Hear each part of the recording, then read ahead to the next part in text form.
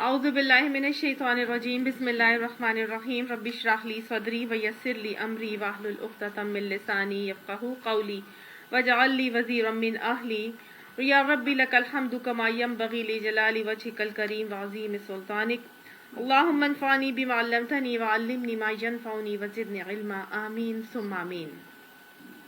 सूरह निसा आयत नंबर 34 तक कल हमने कर लिया था, आज आयत नंबर 35 से करेंगे।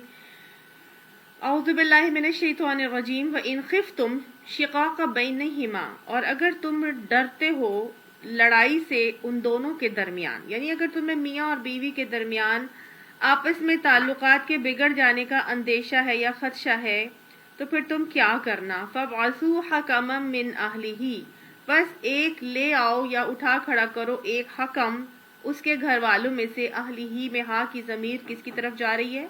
मर्द की तरफ, यानी एक हकम मर्द के रिश्तेदारों में से ले आओ, मर्द के घर वालों से ले आओ। वह हकम मिन अहलिहा, और एक हकम उस औरत के घर वालों में से ले आओ। इन युरीदा इस्लाहन, अगर वो दोनों चाहें इस्लाह करना। युवफ़िक़िल्लाहु बैनहुमा, वो अल्लाह का वादा है कि वो क्या करेगा? मवाफ़क़त कर देगा उन दोनों के दरमियान। इन्नल्लाह काना अलीमन ख़बीरा, बेशक अल्लाह जानने वाला है, खबर रखने वाला है।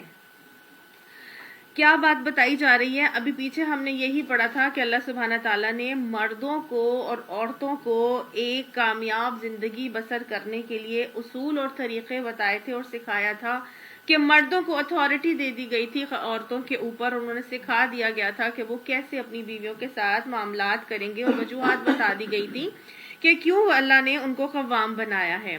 फिर हमने पूरे मर्दों के हुकूक पढ़े और मर्दों के फ़राइज़ पढ़े, और फिर अल्लाह ताला ने एक बेहतरीन औरतों की खुसूसियात बताई थी कि बेहतरीन नेक साले बीवियां कैसी होनी चाहिए। फ़स्सालिहातुन क़ानितातुन हाफ़िज़ातुन लिल-ग़ैब बिमा हफ़िज़ल्लाह। तो उसके बाद अल्लाह सुब्हाना ताला ने बताया कि ज़रूरी नहीं है कि सारे ही मर्द ऐसे हो जाएं और सारी ही औरतें ऐसी हो जाएं। औरतों के हवाले से पढ़ा कि कुछ औरतें ऐसी भी होंगी जो नशूज़ पर उतर आएंगी और सही बात शौहर की मानने से इनकार कर देंगी। फिर ऐसी औरतों के साथ मर्द क्या रवैया अख्तियार करेंगे, वो तरीका सिखाया गया था 3 नुकात के हवाले से, कि वो उन्हें पहले वाज करेंगे और फिर उनके साथ अपने बिस्तरों को अलहदा करेंगे, और उसके बाद भी अगर वो ना माने तो फिर क्या किया जाएगा? फिर वज़रिबूहुन्ना, उनको मारने का इख्तियार दिया गया, क्योंकि कुछ खवातीन ऐसी होती हैं जो मारे बगैर सुधरती नहीं हैं। तो अल्लाह सुब्हाना ताला ने गोया मर्दों को यहाँ पर बताया, लेकिन अगर वो मान जाएं और सुधर जाएं और वो तुम्हारी इन तरीकों से वो राह रास्त पर आ जाती हैं, तुम्हारी अताअत करना लग जाती हैं, फिर अल्लाह ने उनको हुक्म दे दिया था कि तुम्हें अब कोई इख्तियार नहीं है कि तुम उन्हें खामखा दस दराजी के बहाने तलाश करो। अब वो फिर भी नहीं मान रही। अब वो औरत इन 3 बातों के बावजूद, इन 3 तरीके कार इख्तियार करने के बावजूद वो औरत मान के नहीं दे रही, और वो कहती है कि मैंने रहना ही नहीं इस शख्स के साथ, ये फलां फलां फलां मसला है। ठीक है, तो अब क्या करें? अगर तुम्हें ये खदशा हो जाए कि मियाँ और बीवी के दरमियान ताल्लुकात बिगड़ जाएंगे, यानी कि अगर मर्द को सिखाया जा रहा है कि अगर मियाँ बीवी के ताल्लुकात बिगड़ जाने का तुम्हें अंदेशा है, तुम्हें लगता है कि इनका घर टूट ना जाए, तो हमें मालूम है ना कि शरीयत कभी ये पसंद नहीं करती कि घर टूट जाए। अल्लाह को ये बात बिल्कुल पसंद नहीं है कि तलाक की नौबत आ जाए, और ये किसको पसंद है? शैतान को। और शैतान का सबसे मरगूब और महबूब अमल है कि एक घराना टूट जाए, मियाँ बीवी के दरमियान आपस में जुदाई और बिगाड़ और ताल्लुक खराब हो जाए। तो अल्लाह ने उस ताल्लुक को खराब करने से बचाने के लिए यहाँ पे मोमिनों का तरीका ये सिखा दिया कि वो क्या करें। एक हकम, यानी एक ऐसा फैसला करने वाला मर्द, एक ऐसा रिश्तेदार उस खातून के घर से ले आओ, और मर्द के घर से भी एक मर्द रिश्तेदार ले आए जाए। ये दोनों बीच में लेके आ जाएं और आके उनके मामले को सुने। हकम बनाने का तस्वुर हर मामले में मौजूद है, खा वो खानदानी झगड़ा ही क्यों ना हो, ठीक है, खानदानी अमूर ही क्यों ना हो, अल्लाह ने हकम बनाने का मशवरा क्यों दिया?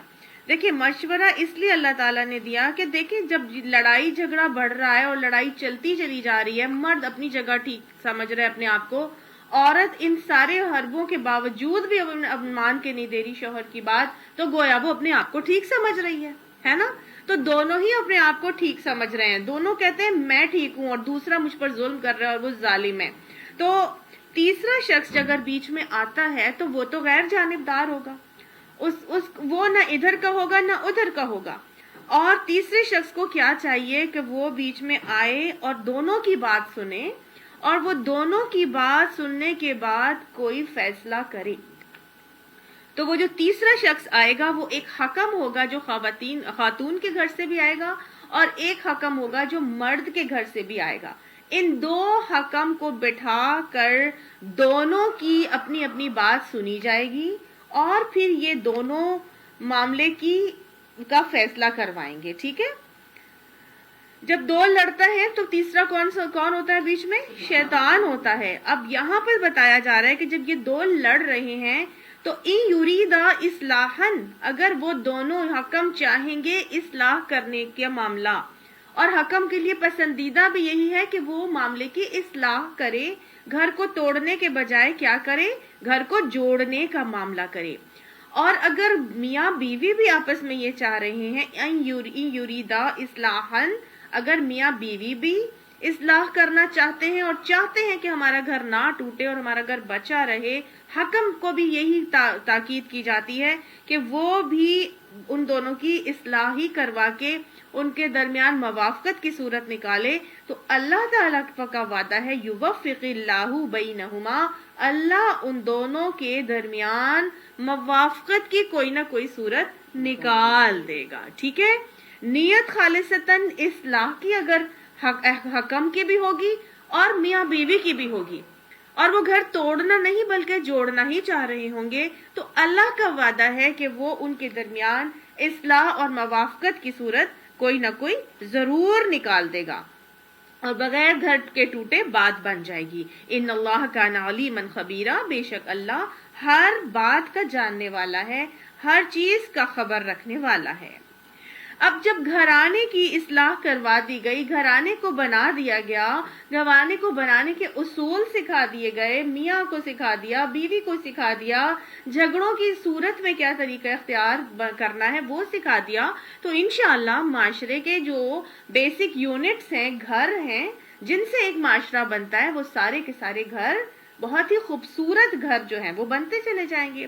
اور جب گھرانوں میں سکون اور اتفاق ہوگا، گھرانے جنت نظیر نمونے ہوں گے، تو پھر معاشرے میں سکون ہوگا، ٹھیک ہے؟ معاشرے میں سکون ہوگا۔ تو اب اللہ تعالیٰ نے یہاں سے نکل کے ایک معاشرتی سطح پر احکامات دیے، معاشرے کی بات کی جا رہی ہے، اور تمام لوگوں کو سکھایا جا رہا ہے کہ وَاعْبُدُوا اللَّهَ، اللہ کی عبادت کرو، اللہ کی بندگی کر لو، اور وَلَا تُشْرِكُوا بِهِ شَيْئًا، اور اس کے ساتھ کسی چیز کو شریک نہ کرو۔ گویا توحید کے اوپر لے کر آگے اللہ سبحانہ تعالیٰ کہ اپنے دلوں میں اللہ کو بسا لو، اللہ کی بندگی میں آ جاؤ، اللہ کی اطاعت میں آ جاؤ۔ اور بندگی کس کو کہتے ہیں؟ بندگی کہتے ہیں عبدیت سے نکلا ہے، بندگی عبد ہے نا، اور عبد کا ہوتا ہے بندہ اور غلام ہوتا ہے۔ اور غلام کیا کرتا ہے؟ جو مالک جب جہاں جیسے حکم دیتا ہے، غلام اس حکم کی اطاعت بلا چوں چرا کرتا چلا جاتا ہے۔ تو یہاں اب سکھایا جا رہا ہے کہ اللہ کی بندگی میں آ جاؤ، اللہ کے غلام بن جاؤ، اللہ کی ٹوٹل اوبیڈینس میں آ جاؤ۔ تو بندگی کس کس طرح سے کی جاتی ہے؟ عبادت کس کس طرح سے کی جاتی ہے؟ مالی عبادت ہوتی ہے، جسمانی عبادت ہوتی ہے، روحانی عبادت ہوتی ہے۔ تو تین قسم کی عبادتیں ہیں نا۔ جسمانی عبادت میں نے آپ کو پہلے بھی بتایا تھا کہ جسمانی عبادت میں کیا آتا ہے؟ نماز آتا ہے، روزہ آتا ہے، پھر جو حج ہے وہ بھی کچھ نہ کچھ جسمانی عبادت ہے۔ پھر اس کے بعد مالی عبادت آ جاتی ہے، مالی عبادت میں زکوٰۃ ہے، حج ہے مالی عبادت، صدقات ہے مالی عبادات، اور اس کے علاوہ کچھ حد تک مالی عبادات حج بھی ہے، ٹھیک ہے؟ تو حج دو طرح کی عبادات ہو گئی، جسمانی بھی اور مالی بھی۔ اور پھر روحانی عبادات ہیں۔ روحانی عبادات کون سی ہیں؟ صبر ہے، شکر ہے، ذکر ہے، توکل علی اللہ ہے نا، تقویٰ ہے، یہ سب کیا ہے؟ یہ سب روحانی عبادات ہیں۔ تو گویا مسلمانوں کو، لوگوں کو ایک معاشرے کے اندر سکھایا جا رہا ہے کہ وہ کیا کریں گے؟ اللہ کی ٹوٹل اوبیڈینس میں آ جائیں گے، اللہ کی بندگی اختیار کر لیں گے، جسمانی طور پر بھی، مالی طور پر بھی اور روحانی طور پر بھی اللہ کی بندگی میں آ جائیں گے۔ اللہ کی بندگی میں کیسے آئیں گے؟ وَلَا تُشْرِكُوا بِهِ شَيْئًا، پھر اللہ کے ساتھ کسی کو شریک نہیں کریں گے۔ گویا توحید کے اوپر راسخ ہو جائیں گے، ہر قسم کا شرک چھوڑ دیں گے، اللہ کو اس طرح پہچان لیں گے جیسے کہ اس کو پہچاننے کا حق ہے۔ اتقوا اللہ حق تقاتہ کر کے اللہ کو ایسے مانیں گے کہ جیسے کہ ماننے کا حق ہے۔ تو گویا سورہ نساء کے شروع میں بھی اللہ تعالیٰ نے ہم لوگوں کو یہ سکھایا تھا، یا ایھا الناس کا پیغام دے کے کہ اتقوا ربکم الذی خلقکم، اپنے رب کا تقوی کر لو جس نے تم لوگوں کو پیدا کیا تھا۔ اس سورہ نساء میں اللہ نے بیسیکلی احکامات دیے ہیں گھرانے اور معاشرتی سطح کے اوپر۔ تو تقوی کا حکم جہاں دیا گیا تو یہاں پر بھی ہمیں سکھایا جا رہا ہے کہ آگے جو تمہیں احکامات دیے جا رہے ہیں وہ پورے ہو ہی نہیں سکتے جب تک کہ تم اپنے دلوں میں تقوی نہیں لے کر آ جاتے، اللہ کا خوف، اللہ کا ڈر، اللہ کی بندگی میں ٹوٹلی نہیں آ جاؤ گے، اللہ کے تقوی کے اوپر غالب نہیں کر لو گے، تب تک تم آگے جانے والے معاملات کے اوپر صحیح طرح سے عمل پیرا ہو ہی نہیں سکتے۔ تو آگے جو احکامات دیے جا رہے ہیں وہ ٹوٹلی حقوق اللہ کے بعد حقوق العباد کے احکامات دیے جا رہے ہیں۔ حقوق العباد ہو ہی نہیں سکتے، پاسبل ہی نہیں ہے جب تک کہ ہمارے اندر اللہ کا تقوی موجود نہ ہو۔ ٹھیک ہے؟ اللہ کا تقوی ہی وہ چیز ہے جو ہمیں حقوق العباد کے لیے موٹیویٹ کرتا ہے۔ کوئی چیز ہمیں حقوق العباد کے لیے موٹیویٹ نہیں کر سکتی، ہمیں اس کی طرف مائل اور قائل نہیں کر سکتی جب تک کہ ہمارے دلوں میں اللہ کا خوف نہ تقوی نہ ہو۔ کوئی ہمیں نہیں پوچھ سکتا، کوئی قانون ہمیں اس بات کے لیے سزا نہیں دے سکتا کہ ہم نے مسکرا کے کسی کے بات کیوں نہیں کی۔ کوئی قانون ہمیں اس بات پہ سزا نہیں دے سکتا کہ ہم نے کسی کے ساتھ احسان کا برتاؤ کیوں نہیں کیا۔ عدلے کا بدلہ تو ٹھیک ہے، کوئی ہمیں اس بات پہ قانون اس بات پہ سزا نہیں دے سکتا کہ ہم نے دوسرے کی غیبت کیوں کی، ہے نا؟ تو قانون ہمیں اس چیز کے لیے سزا نہیں دے سکتا۔ یہ کون سی چیز ہے جو ہمیں حقوق العباد کو ادا کرنے میں معاون ہوتی ہے؟ وہ ہوتا ہے اللہ کا تقوی۔ ٹھیک ہے؟ تو اسی لیے سکھایا گیا کہ اللہ کے علاوہ کسی کے ساتھ شریک نہ کرنا، اور اللہ کے علاوہ عبادت میں کسی کو شریک نہ کرنا، اور اللہ کو خالصتاً توحید کے ساتھ مان لینا۔ اب جو شخص پھر اللہ کے حقوق کا اہتمام نہیں کرتا تو پھر اس سے کسی اور کے حقوق کے اہتمام کی کیا امید کر سکتے ہیں؟ ٹھیک ہے نا؟ اسی لیے پہلے اللہ کے حقوق کو ادا کرنا ہے، اور انسانی حقوق کے احترام پر بھی پھر ہمیں وہی چیز مجبور کرنے والی ہے جو توحید سے حاصل ہوتی ہے، اور وہ ہے اللہ کا تقوی۔ ٹھیک ہے؟ اب اللہ نے اپنے تقوی اور اپنی توحید کے عقیدے پر راسخ کرنے کے بعد کس چیز کا حکم دیا؟ وَبِالْوَالِدَيْنِ إِحْسَانًا، اور والدین کے ساتھ حسن سلوک کر لینا۔ ٹھیک ہے؟ اللہ نے اپنے حق کے بعد کس کا حق رکھا؟ والدین کا حق رکھا۔ اگر ظاہری اسباب کے سے دیکھا جائے تو دنیا میں اگر اللہ کے بعد کوئی احسانات کرتا ہے، کوئی محسن ہوتا ہے، تو وہ کون ہوتا ہے؟ والدین ہوتے ہیں جو اپنی اولاد کے اوپر احسانات کرتے ہیں۔ خالق اللہ ہے، لیکن دنیا میں اولاد کی تخلیق کا سبب اس کے والدین ہوتے ہیں۔ رازق اللہ ہے، لیکن دنیا میں رزق کا وسیلہ اور سبب اس کے والدین ہوتے ہیں۔ تو گویا مسبب الاسباب اللہ ہے، لیکن یہ والدین وہ سبب ہے جو اللہ کی تمام ربوبیت کے معاملات کے لیے والدین کو مختص کر دیتا ہے۔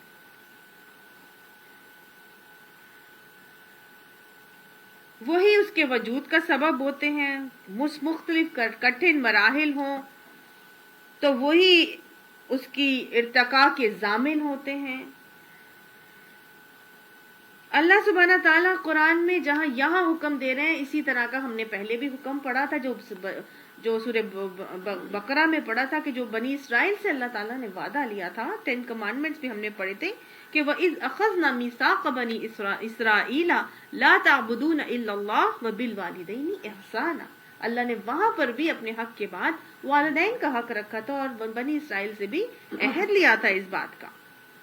سورہ لقمان میں اللہ تعالیٰ فرماتے ہیں انشکر لی ولی والدین، کہ تم میرا شکر کر اور پھر اپنے والدین کا بھی شکر کر، کہ جو میری طرف سے ساری چیزیں ملی وہ تیرے والدین کے ذریعے سے میں نے تجھ تک پہنچائی، تو لہٰذا تو میرا بھی شکر کر اور والدین کا بھی شکر کر۔ اب یہاں پر اللہ تعالیٰ نے والدین کے ساتھ جو طریقہ اختیار کرنے کا حکم دیا ہے وہ کیا ہے؟ احسان کا حکم دیا ہے۔ احسان والدین کے ساتھ کس کس طرح سے کرنا ہے، کس کس انداز میں کرنا ہے؟ ایک تو یہ کہ ان کے ساتھ مالی طور پر احسان کیا جائے، ان کے ساتھ اپنا جو مال ہے، آپ سے نے فرما دیا تو اور تیرا مال تیرے والدین کا ہے، تو جو مال ہم نے کمایا وہ ہمارا نہیں، وہ کس کا ہے؟ وہ والدین کا ہے۔ اپنے ایک صحابی ہے، ان کا معاملہ آتا ہے، اور ایک تابعی کا، کہ وہ اپنی والدہ کے لیے جو چیز خریدتے تھے تو وہ اس کو پکڑ کے پہلے دیکھتے تھے کہ یہ میری والدہ کو پسند آئے گی کہ نہیں آئے گی، یہ نرم کپڑا میری والدہ پہنتی ہے، یہ نرم ہے کہ نہیں ہے۔ تو مال اگر والدین پہ خرچ کیا جائے تو اس طرح خرچ کیا جائے کہ والدین اس سے خوشی محسوس کریں، انہیں وہ چیز اچھی لگے۔ پھر احسان، ان کے ساتھ جسمانی خدمت کی جائے، خود اپنا جسم کا لمس دے کر ان کے ساتھ خدمت کی جائے، انہیں جب ضرورت ہوتی ہے تبھی ان کے حقوق شروع ہوتے ہیں، اور جب انہیں ضرورت ہوتی ہے تو ہم ان کے لیے سرونٹس رکھ دیتے ہیں، میل اینڈ فیمیل نرسز رکھ دیتے ہیں، ان کو ان کی نہیں ہماری ضرورت ہے۔ جسمانی خدمت کیا نہیں، ان کو پانی دیں، ان کے لیے دبائیں، ان سے پیار کریں، ان کے لیے کھانے کا اہتمام کریں، ان کے لیے ان کی ضروریات زندگی کو مہیا کریں، اور خود اپنی طرف سے کریں، اور اگر وہ کہیں محتاجی میں چلے جائیں تو پھر خود ان کی ساری ضروریات کو جسمانی خدمت سے ان کی ضروریات کو پورا کریں۔ پھر احسان کیسے؟ جسمانی خدمت کے حوالے سے کہ اگر وہ بوڑھے ہو گئے ہیں تو ایسے اٹھائیں اور بٹھائیں کہ ان کی ہڈیاں نہ چٹک جائیں، آپ کے اٹھانے میں بٹھانے میں بھی احسان کا رویہ ہو کہ ان کو تکلیف نہ ہو جائے کسی بھی انداز اور کسی بھی رویے کے ساتھ۔ پھر آپ اپنی آواز میں ان کے ساتھ احسان رکھیں، فلا تقل لہما اف، ان کو کسی بات پر اف نہیں کہنا، جھڑک کر ان کو جواب نہ دے، تکلیفوں کے رونے مت ان کے سامنے روئیں، کوئی ایسی حرکت یا ایسی زبان سے ایسے الفاظ نہ نکل جائیں جن سے ان کی دل آزاری ہو رہی ہو۔ حتیٰ کہ اگر انہوں نے بد سلوکی بھی کی ہو تو پھر بھی ہمارے سے کوئی جواز نہیں نکلتا کہ ہم ان کے ساتھ بد سلوکی کا معاملہ کریں، چاہے وہ جتنے بھی ہمارے ساتھ بد سلوکی کے معاملات کر لیں، یا انہوں نے ہمارے حقوق کی ادائیگی میں کوئی کوتاہی بھی کی ہو، پھر بھی ان کے ساتھ بد سلوکی کا جواب ہمارے پاس موجود نہیں ہے، کیونکہ آپ صلی اللہ علیہ وسلم نے فرمایا تھا تمہارے والدین تمہاری جنت ہے۔ حضرت معاذ بن جبل سے آتا ہے کہ آپ صلی اللہ علیہ وسلم نے فرمایا کہ حضور صلی اللہ علیہ وسلم نے، معاذ بن جبل فرماتے ہیں کہ مجھے رسول اللہ صلی اللہ علیہ وسلم نے 10 وصیتیں فرمائی تھیں، مجھے رسول اللہ صلی اللہ علیہ وسلم نے 10 وصیتیں فرمائی تھیں۔ ایک یہ کہ اللہ کے ساتھ کسی کو شریک نہ ٹھہراؤ، اگرچہ کہ تمہیں قتل ہی کر دیا جائے یا آگ میں جلا دیا جائے، یعنی کہ آگ میں بھی تمہیں جلا دیا جائے، قتل بھی کر دیا جائے، پھر بھی تم اللہ کے ساتھ کسی کو شریک نہ کرنا۔ دوسرا، اپنے والدین کی دل آزاری یا نافرمانی نہ کرو۔ کبیرہ گناہوں میں سے میں نے آپ کو بتایا تھا نا، والدین کی نافرمانی کبیرہ گناہوں میں سے ہے۔ دوسرے، اپنے والدین کی دل آزاری نہ کرو یا نافرمانی نہ کرو، اگرچہ وہ یہ حکم دیں کہ تم اپنے اہل اور مال کو چھوڑ دو۔ یعنی اگر وہ کہیں کہ تم اپنے اہل کو چھوڑ دو تو چھوڑ دو. حضرت ابراہیم علیہ السلام نے بھی تو اپنی بہو کے لیے یہی اپنے بیٹے کو حضرت اسماعیل کو مشورہ دیا تھا نا. ہاں جی، اگر والدین کہیں کہ اپنے مال کو چھوڑ دو، اپنا اور اہل کو چھوڑ دو، بیوی کو چھوڑ دو. یہ مسند احمد کی حدیث ہے. حضرت ابو بکر بھی اپنے بیٹے کو کہتے تھے، جب ان کے ایک بیٹے کو ان کی بیوی بہت خوبصورت تھی، وہ جہاد پر جانے سے روکتی تھی، تو انہوں نے کہا تھا کہ پھر تم اس کو طلاق دے دو. تو گویا والدین کو اس بات کا حکم ہے کہ تم جو ہے وہ اگر وہ دیکھیں کہ وہ اس کے زوج اس کے حق میں بہتر نہیں ہے تو وہ ان کو ایسا حکم دے سکتے ہیں. بہقی کی حدیث آتی کہ آپ صلی اللہ علیہ وسلم نے فرمایا کہ جو لڑکا اپنے والدین کا مطیع اور فرما بردار ہو، جب وہ اپنے والدین کو عزت اور محبت کی نظر سے دیکھتا ہے تو ہر نظر میں اس کو حج مقبول کا ثواب ملتا ہے.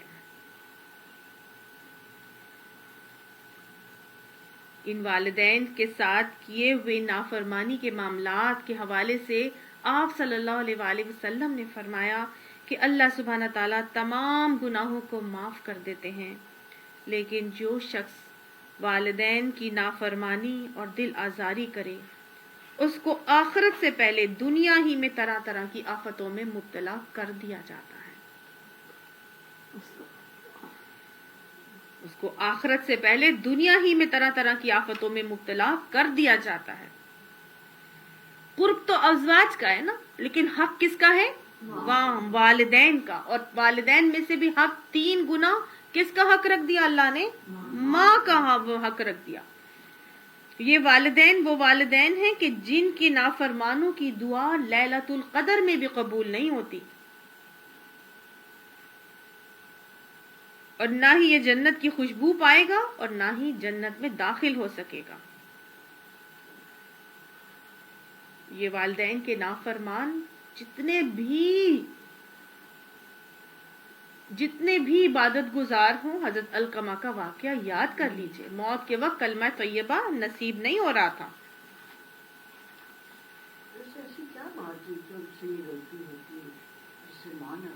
تو ایسی بات کرتا ہے کہ بیوی کو میرے مقابلے میں ترجیح دیتا تھا نا، ترجیح دیتے تھے. وہ ایسا بات کرتا ہے کہ میرے کلیجے کو کاٹ دیتا ہے. جی، حضرت علقمہ. یہ والدین کے نافرمانوں کا معاملہ اور فرما برداروں کا حال کیا تھا کہ جب یہ دعائیں مانگتے ہیں تو ان کی زندگی کے سارے مشکلات اور مصائب اور روڑے اور رکاوٹیں جو ہیں وہ دور ہو جاتی ہیں. یاد ہے نا آپ کو بنی اسرائیل کے وہ 3 لوگوں کا واقعہ کہ کیسے غار کے دہانے سے پتھر ہٹ گیا تھا، خدمت کو وسیلہ بنایا تھا دعا میں. تو اور یہ والدین ہیں کہ جن کی دعاؤں کی وجہ سے آسمان کے دروازے کھل جاتے ہیں اور دعا سیدھی عرش پہ جا کے ٹکراتی ہے. حضرت موسیٰ علیہ السلام کی وہ جو ہمسایہ تھا اس کا واقعہ یاد کر لیجیے. آسمان کے دروازے کھل جاتے ہیں. والدین کے فرما بردار حضرت حارثہ بن نعمان کے معاملہ آپ کو یاد ہوگا، کس طرح جنت میں ان کی تلاوت کی آواز نبی اکرم صلی اللہ علیہ وآلہ وسلم نے سنی تھی، کیونکہ وہ والدہ کے بہت زیادہ فرما بردار تھے. حضرت اویس قرنی کو کس طرح صحابی رسول ہونے کا درجہ ملا، گرچہ کہ وہ اپنی والدہ کی بیماری کی وجہ سے آپ صلی اللہ علیہ وآلہ وسلم کے ہاتھوں پہ بیعت کرنے کے لیے نہیں پہنچ سکے تھے. اتنے اجر تو اللہ نے سمجھا دیا کہ کیا کرو، وَبِالْوَالِدَيْنِ احسانا، والدین کے ساتھ حسن سلوک کرنا. والدین کے ساتھ حسن سلوک کے بعد اگلا جو حکم دیا جا رہا ہے وہ کیا دیا جا رہا ہے؟ کس کے ساتھ حسن سلوک کرنا؟ وَبِذِّ الْقُرْبَى، قرابت داروں کے ساتھ بھی حسن سلوک کرنا. بھائی قرابت داروں کے ساتھ اللہ تعالیٰ نے قرآن میں ایک اور جگہ حکم دیا، ان اللہ یأمرکم بالعدل والاحسان، بے شک اللہ تمہیں عدل اور احسان کا حکم دیتا ہے. وإیتاء ذی القربى، اور قرابت داروں کو دینے کا حکم دیتا ہے. قرابت دار کون ہوتے ہیں جی؟ رشتہ دار ہوتے ہیں. قرابت دار رشتہ دار ہوتے ہیں، بالواسطہ ہوں یا بلا واسطہ ہوں. بالواسطہ ہوں گے تو پھر قرابت داروں کی دور کے کیٹیگری میں آ جائیں گے، لیکن بلا واسطہ جو ہیں وہ تو ذوی الارحام ہیں، وہ تو ذوی الارحام ہیں، ہے نا، رحم کے رشتے ہم نے ابھی پڑھا ہے شروع میں. تو اللہ تعالیٰ نے شروع میں کیا بتایا تھا سورہ نساء کے اندر؟ اتقوا اللہ الذی تساءلون بہ والارحام، اللہ سے ڈرو، اللہ کا تقوی اختیار کرو، کہ تم سے کہ وہ جو اس کا نام لے کر تم ایک دوسرے کا واسطہ دے کر تم سوال کرتے ہو، اور دوسرا رحم کے رشتوں کے حوالے سے بھی ڈرو اللہ تعالیٰ سے. رحم کے رشتے، قرابت دار، اللہ تعالیٰ نے فرمایا قرآن میں وَآتَ ذِی الْقُرْبَى حَقَّهُ، قرابت داروں کو ان کا حق دے دو. تو گویا قرابت داروں کے معاملے میں بڑا محتاط رویہ اختیار رکھنے کی ضرورت ہے، چاہے وہ رحم کے رشتے ہیں چاہے دور کے رشتے دار ہیں تو وہ قرابت دار، سب کو ان کا حق دینا ہی دینا ہے، کیونکہ اللہ نے فرما دیا تھا لا يدخل الجنت، حدیث میں آتا ہے قطع رحمی کرنے والا جنت میں داخل ہی نہیں ہو سکے گا. اللہ نے رحم کو اپنے ہاتھ میں پکڑ کے فرمایا تھا رحم رحمان سے ہے، مجھے میرے جلال کی قسم جو تجھے کاٹے گا میں اسے کاٹوں گا، اور جو تجھے جوڑے گا میں اسے جوڑوں گا. آپ صلی اللہ علیہ وآلہ وسلم نے فرما دیا تھا رزق میں برکت چاہتے ہو تو صلہ رحمی کرو، عمر میں برکت چاہتے ہو تو صلہ رحمی کرو. یعنی رزق اور عمر میں اگر برکت چاہیے تو پھر صلہ رحمی کرنی ہے، رشتہ داروں کے ساتھ احسان کا رویہ کر کے چلنا ہے. اور یاد رکھیے گا کہ بدلے میں صلہ رحمی کرنا اصل صلہ رحمی نہیں ہے کہ جس نے میرے ساتھ اچھا کر لیا میں اس کے ساتھ اچھا کر لوں. اصل صلہ رحمی کیا ہے؟ جو تجھ سے کٹے اس سے جڑ، جو تجھے زیادتی کرے اسے معاف کر، اور جو تجھے نہ دے اس کو دے. یہ ہے اصل صلہ رحمی. تو بہترین احسان کا رویہ پھر کس کے ساتھ رکھنا ہے؟ اپنے قرابت داروں کے ساتھ بھی احسان کا رویہ رکھنے کا یہاں پر حکم دیا جا رہا ہے. اور کس کے ساتھ احسان کا رویہ رکھو؟ یتیموں کے ساتھ. بھائی اب یہاں سے تھوڑا سا باہر نکلو، اپنے فیملی سے تھوڑا سا سراؤنڈنگز میں آ جاؤ، معاشرتی سطح پر دیکھو اب کون کون تمہیں نظر آتے ہیں. سب سے کمزور کیٹیگری معاشرے کی کون سا پسا ہوا طبقہ ہے؟ یتیموں کا طبقہ. تو وہ ایسا طبقہ ہے جس کے اوپر تمہیں خامخواہ ہی پیار آئے گا. تو اللہ نے کہہ دیا کہ ان کے ساتھ حسن سلوک کرنا، اور حدیث نے ہمیں سکھا دیا کہ یتیموں کے ساتھ حسن سلوک کرنے والا قیامت میں میرے ساتھ یوں ہوگا، نبی صلی اللہ علیہ وسلم کی معیت اسے نصیب ہوگی. آپ صلی اللہ علیہ وآلہ وسلم نے یتیم کے سر پر شفقت سے ہاتھ پھیرنے والے کے لیے فرمایا تھا کہ اس کے سر پر جتنے بال ہوں گے اس بالوں کے برابر اس شخص کی جو ہاتھ پھیرے گا اس کے گناہ معاف کر دیے جائیں گے. آپ صلی اللہ علیہ وآلہ وسلم نے مسلمانوں میں وہ بہترین گھر بنا دیا جہاں پہ یتیم ہو اور اس کے ساتھ حسن سلوک کا معاملہ ہو، اور جو بدترین گھر وہ بنا دیا جہاں یتیم ہو اور وہاں سے اس کے ساتھ بدسلوکی کا معاملہ کیا جا رہا ہو.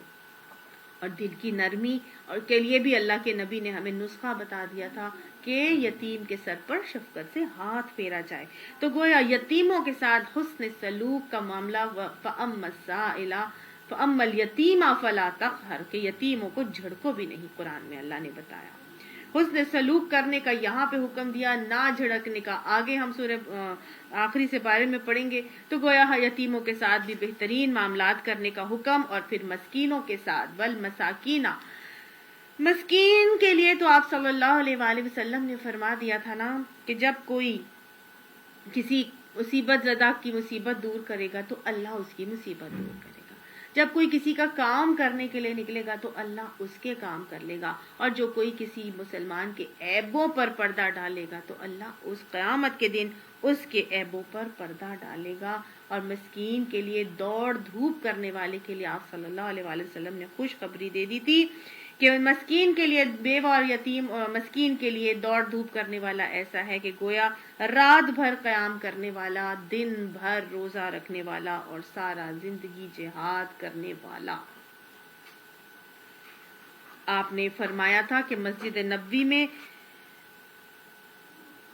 مسکین کے لیے دوڑ دھوپ کرنے والا ایسا ہے، مجھے اس سے زیادہ محبوب ہے کہ میں مسجد میں نبوی میں 2 ماہ مسلسل اعتکاف کروں.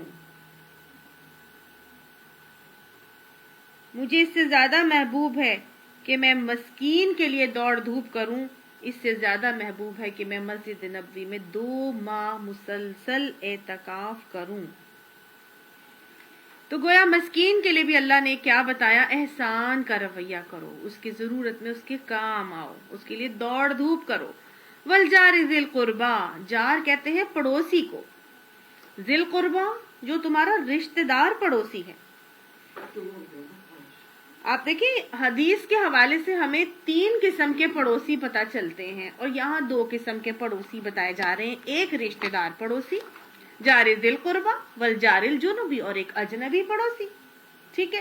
لیکن حدیث 3 پڑوسیوں کو کیٹیگرائز کرتی ہے، ایک وہ پڑوسی ہے اور حقوق کے حوالے سے کرتی ہے۔ حضرت ابن عباس کے حوالے سے پتہ چلتا ہے کہ ایک وہ پڑوسی ہے جو کیا ہے؟ رشتہ دار ہے۔ پڑوسی کون ہوتے ہیں بھائی؟ جو آپ کے مکان کے بالکل ساتھ والے مکان میں رہتا ہے، ٹھیک ہے نا؟ ہاں جی، 40 گھروں تک پڑوسیوں کو شمار کیا جاتا ہے، ہمسایوں کو۔ تو جو پڑوسی وہ ہے سب سے پہلا جو کہ آپ کا رشتہ دار بھی ہے تو اور مسلمان بھی ہے، اور تیسرا وہ پڑوسی بھی ہے۔ تو اس کے کتنے حقوق ہو گئے؟ 3 حقوق ہو گئے۔ ایک تو یہ کہ وہ پڑوسی ہے، دوسرا یہ کہ وہ مسلمان ہے، تیسرا کیا ہے کہ وہ رشتہ دار ہے۔ تو 3 پڑوسی ہو گئے، 3 حقوق ہو گئے۔ دوسرا وہ پڑوسی ہے جو اجنبی ہے، آپ کا رشتہ دار نہیں ہے لیکن آپ کا ہمسایہ ہے اور مسلمان بھی ہے۔ اس کے 2 حقوق ہو گئے، ایک پڑوسی کا حق اور ایک مسلمان ہونے کا حق۔ تیسرا وہ پڑوسی ہے جو مسلمان نہیں ہے، نان مسلم ہے، غیر مسلم ہے لیکن آپ کا پڑوسی ہے، تو اس کا کتنے حق ہو گئے؟ 1 حق ہو گیا۔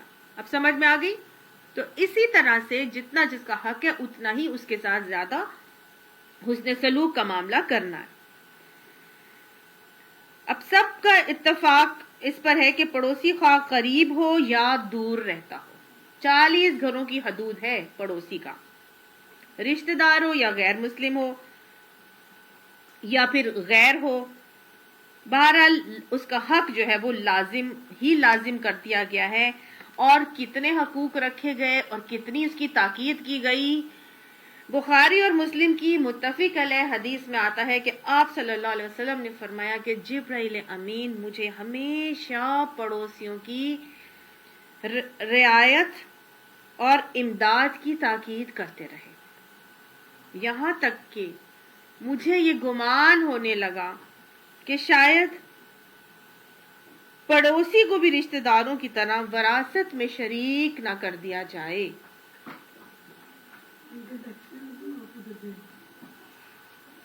تو اتنا زیادہ تاکید ہوتی تھی پڑوسیوں کے حوالے سے کہ اللہ کی طرف سے جبرائیل علیہ السلام اور جبرائیل علیہ السلام حضور صلی اللہ علیہ وسلم کو تاکید کرتے، اور اتنی آپ صلی اللہ علیہ وسلم صحابہ کرام کو تاکید کرتے کہ صحابہ کو بھی یہی گمان ہونے لگا تھا کہ کہیں رشتہ داروں کو بھی وراثت میں شامل، ان کو پڑوسیوں کو بھی وراثت میں شامل نہ کر دیا جائے۔ آپ صلی اللہ علیہ وسلم نے فرمایا، آپ صلی اللہ علیہ وسلم فرماتے ہیں کہ کسی محلے کے لوگوں میں، یہ ترمذی کی حدیث آتی ہے کہ کسی محلے کے لوگوں میں اللہ کے نزدیک سب سے افضل اور بہتر وہ ہے جو اپنے پڑوسیوں کے حق میں بہتر ہے۔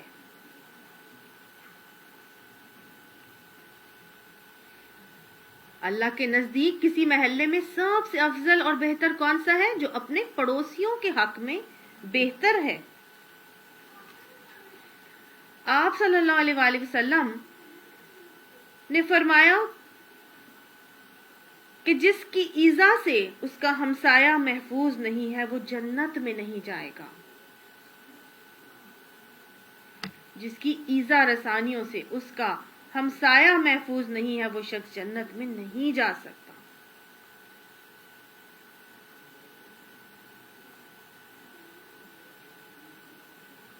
کیونکہ حدیث میں آتا ہے کہ جو شخص، آپ صلی اللہ علیہ وسلم نے فرمایا تھا کہ جو شخص چاہتا ہے کہ اللہ اور اس کے رسول اس سے محبت کریں تو اسے چاہیے کہ وہ 3 کام کرے۔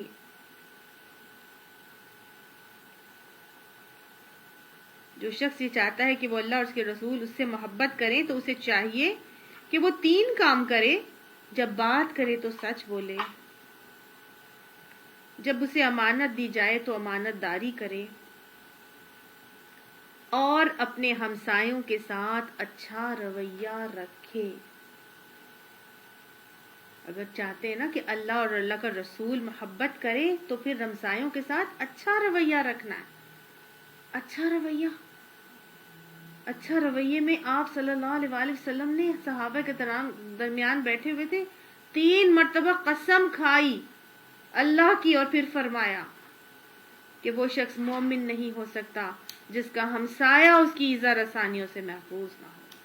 ایمان کے اوپر مشروط کر دیا کہ اگر ہمسایہ محفوظ نہیں ہے ایذا رسانیوں سے تو وہ مومن نہیں ہو سکتا.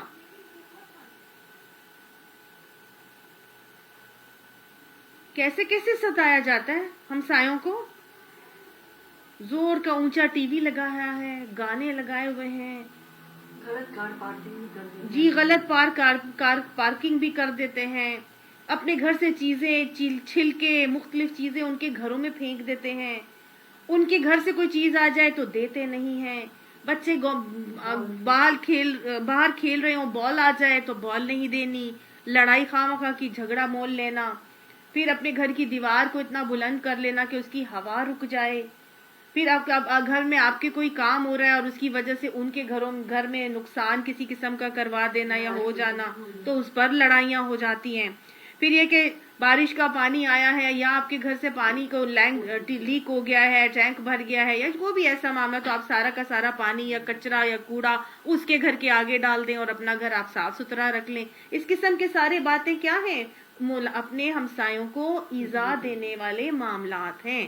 اگر ان کو کسی چیز کی ضرورت ہے, سپوز کوئی کیبل ہے, کوئی تار ہے جس کو لگانے والے آئے ہیں اور انہوں نے اس کے گھر سے لگانا ہے اور ہم اس کے ہمسائے اور ہمارے گھر سے وہ تار گزر کے جائے گی اور ہم اس کو اجازت نہ دیں, نہیں ہمارے گھر کے اوپر سے تم یہ تار نہیں لے کے جا سکتے, ہمارے گھر کی تم دیوار استعمال نہیں کر سکتے, ہمارے گھر کے آگے تم یہ پول نہیں لگا سکتے, ہے نا. اس قسم کی باتیں بھی کیا ہیں؟ اپنے ہمسایوں کو ایذا دینے والا معاملہ ہے. لوگ اکثر کرتے ہیں. ہاں جی, اکثر ایسی باتیں ہوتی ہیں. تو آپ صلی اللہ علیہ وسلم نے فرما دیا تھا, قسم کھا کر 3 مرتبہ قسم کھا کر فرمایا تھا کہ وہ شخص مومن ہی نہیں ہو سکتا جس کا ہمسایہ اس کی ایذا رسانیوں سے محفوظ نہ ہو رہے. اور پھر آپ کے گھر میں کوئی فنکشن ہو رہا ہے اور آپ اتنی زور زور سے گانے لگائے ہوئے ہیں, اور وہ روزانہ شادی بیاہ کا کوئی معاملہ ہے تو روز اتنی زور زور سے آپ کے گھر میں رات گئے تک جگہ ہو رہا ہے, کسی کے گھر میں ساتھ والوں میں کوئی بیمار ہے, کسی کے ایگزامز ہیں, کسی نے سونا ہے, کوئی بزرگ ہے, آپ کو اس سے کوئی فرق نہیں پڑتا کہ ساتھ میں پڑوسیوں میں کیا کوئی ہے یا نہیں ہے, ہمیں اس سے کیا, ہم تو جئیں اپنی مرضی سے جئیں اور ہم نے جو مرضی کرنا ہے وہ ہم کریں. کسی نے ایسی مجھے بتایا کہ ان کے ساتھ والے گھر میں جو ہے وہ لوگ رات کو محفل کرتے ہیں اور خواتین آتی ہیں اور مجرے ہوتے ہیں اور فلانا اور ٹھمکانا اور اس قسم کی باتیں. ہاں جی, تو یہ سب بھی کیا ہے؟ پڑوسیوں کو ایذا دینے والے رویے ہیں. آپ صلی اللہ علیہ وآلہ وسلم نے فرمایا ہے کہ جو شخص آخرت پر ایمان رکھتا ہے اسے چاہیے کہ اپنے ہمسائے کی تکریم کرے, عزت کرے. اپنے ہمسائے کی عزت کرنے کا حکم ہے. آپ صلی اللہ علیہ وآلہ وسلم نے اپنے ہمسائے کے ساتھ حسن سلوک کے حوالے سے ایک خاتون تھی, صحابہ کرام کو بتایا, ایک خاتون تھی, اس کا جنازہ گزرا. تو صحابہ نے پوچھا کہ یا رسول اللہ صلی اللہ علیہ وآلہ وسلم, کوئی کہہ رہا تھا یہ جنتی عورت ہے, کوئی کہہ رہا تھا یہ اچھی عورت نہیں تھی, ایسی باتیں کر رہے تھے. آپ صلی اللہ علیہ وآلہ وسلم نے پوچھا کہ اگر تیرا اس کے ہمسائے کیسے, اس کے بارے میں کیا کہتے ہیں؟ تو پھر آپ صلی اللہ علیہ وسلم نے فرمایا, اگر تیرا ہمسایہ یہ کہے کہ تو اچھا ہے تو تو اچھا ہے, اور اگر تیرا ہمسایہ یہ کہے کہ تو برا ہے تو تو برا ہے. سمجھ میں آئی؟ تو اگر کسی کی اچھائی یا برائی کی گواہی لینی ہے تو پھر کس سے لی جائے؟ ہمسائے سے لی جائے گی. اور کئی لوگ جو ہیں وہ شادی بیاہ کرنی ہو, رشتے کی سلیکشنز کروانی ہو یا کنفرمیشن دینی ہو تو وہ ہمسایوں سے جا کے پوچھتے ہیں ان کے بارے میں. تو یہ گارنٹی اگر ہمیں کہاں سے ملتی ہے؟ ہمسایوں سے. ہمسائے ہمارے سب سے قریب ہوتے ہیں, ہمارے گھر والوں سے, ہمارے رحم کے رشتوں سے بھی قریب ہوتے ہیں. کیونکہ دیکھیں ہمسایوں کو ہمارے انز اینڈ آؤٹس پتا ہوتے ہیں. ہمارا ہاں ہم سایہ، بالکل بالکل صحیح بات آپ کہہ رہی ہیں کہ ہم اور سایہ یعنی میرا سایہ ہے وہ، یعنی ہمارے اتنے کلوز ہیں ہمارے کہ ان کو ہماری ہر چیز پتہ ہے، ہماری آوازیں ان تک پتہ ہے، ہماری خوشیاں، ہماری غمی، ہمارے طریقے، ہمارے انز اینڈ آؤٹس، اچھا برا، ہر چیز ان کو ہماری پتہ ہوتی ہے. ہماری بہنوں کو بھی اتنا پتہ نہیں ہوتا کیونکہ وہ دور اگر رہتی ہوں، لیکن اگر ہمارا قریب رشتہ دار ہم سایہ ہے، سوچئے پھر ان کے ساتھ کتنا حسن سلوک کرنے کا معاملہ ہے. اور رشتہ دار ہمسایہ، آج وہ ہمارے ہمسائے تو ہمارے یہ ملازم بھی ہمارے ہمسائے ہوتے ہیں، جو ہمارے اپنے گھر کے اندر ہی جو فیملیز ہم نے رکھی ہوتی ہیں یہ بھی ہماری ہمسائے ہی ہیں جو ہمسائیگی میں ہی آتی ہیں. اور جو 40 گھروں تک ہمسایوں کے ساتھ حسن سلوک کی تاکید کی گئی ہے تو وہ تو ہمارے گھر کے اندر رہنے والے لوگ ہیں جن کا ہم نے خیال رکھنا ہے. آپ صلی اللہ علیہ وسلم نے فرمایا تھا وہ شخص مومن نہیں ہو سکتا جو خود پیٹ بھر کر کھا لے اور اس کا ہمسایہ بھوکا رہے. 2 خواتین کا معاملہ آپ صلی اللہ علیہ وسلم کے پاس لایا گیا اور آپ سے پوچھا گیا کہ یا رسول اللہ صلی اللہ علیہ وسلم، ان میں سے ایک خاتون وہ ہے جو ساری رات عبادت کرتی تھی، نفلی روزے بھی رکھتی تھی اور بہت عبادت کا معاملہ کرتی تھی، لیکن اس کا ہمسایہ اس کی اذیتوں کی بنا پر اس سے تنگ تھے. تو دوسری عورت جو ہے وہ صرف فرض نماز اور فرض روزے رکھتی ہے لیکن اس کے ہمسائے اس سے خوش ہیں. تو ان دونوں کے بارے میں آپ صلی اللہ علیہ وسلم نے یہ فرمایا کہ پہلی جو ہے وہ جہنمی ہے اور دوسری جو ہے وہ جنتی ہے. جو صرف فرض پورے کر کے ہمسایوں کو اس نے خوش رکھا ہوا تھا، ہمسائے اس سے خوش تھے، تو وہ عورت کیا ہے؟ وہ جنتی ہے. میت کے وقت بھی اگر ہمسایہ گواہی دے دیتے تو وہ بھی ٹھیک ہے. بالکل، ہمسائے کیا جتنے بھی آئے ہوئے لوگ میت کے اوپر گواہی دیتے ہیں، چاہے رشتہ دار ہوں چاہے ہمسائے ہوں، وہی. اور دیکھیں میت کا بھی معاملہ ہو نا تو رشتہ داروں سے پہلے آپ کے ہمسائے پہنچتے ہیں، ہے کہ نہیں؟ سب سے پہلے وہی پہنچتے ہیں. اور ہمسایوں کے حوالے سے آپ صلی اللہ علیہ وسلم سے حضرت عائشہ نے پوچھا کہ یا رسول اللہ صلی اللہ علیہ وسلم، میرے ہے میں نے اور میں نے اپنے ہمسائی کو دینا ہے، تو آپ مجھے یہ بتائیں کہ یہ میں کس کو، کون سی ہمسائی کو دوں؟ وسلم نے ان کو فرمایا کہ اس کو بھیجو جس کا دروازہ تمہارے گھر. تو ہمسایوں میں سے بھی کس ہمسائے کا زیادہ حق ہے؟ ہاں، جس کا دروازہ آپ کے دروازے کے زیادہ قریب ہے. ان دونوں آس پاس کے ہمسایوں میں سے وہ زیادہ حقدار ہے جس کا دروازہ آپ کے دروازے سے زیادہ قریب ہے.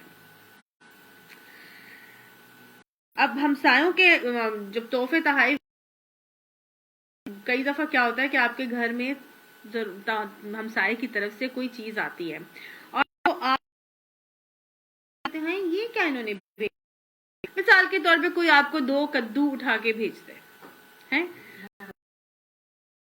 بھیج دیا مطلب، اور وہ بھی 2 ہی کدو. میں 2 ایک دفعہ ہوا کہ میں 2 کدو بھیجے اور وہ کدو ان کے لیے ان کے اپنے گھر کی زمین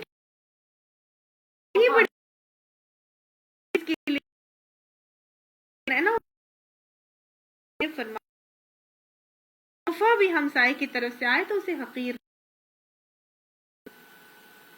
آپ نے فرمایا کوئی مسلمان عورت اپنے ہمسائے کے تحفے کو حقیر نہ سمجھے، یہاں تک کہ بکری کا جلا ہوا کھر ہی کیوں نہ ہو.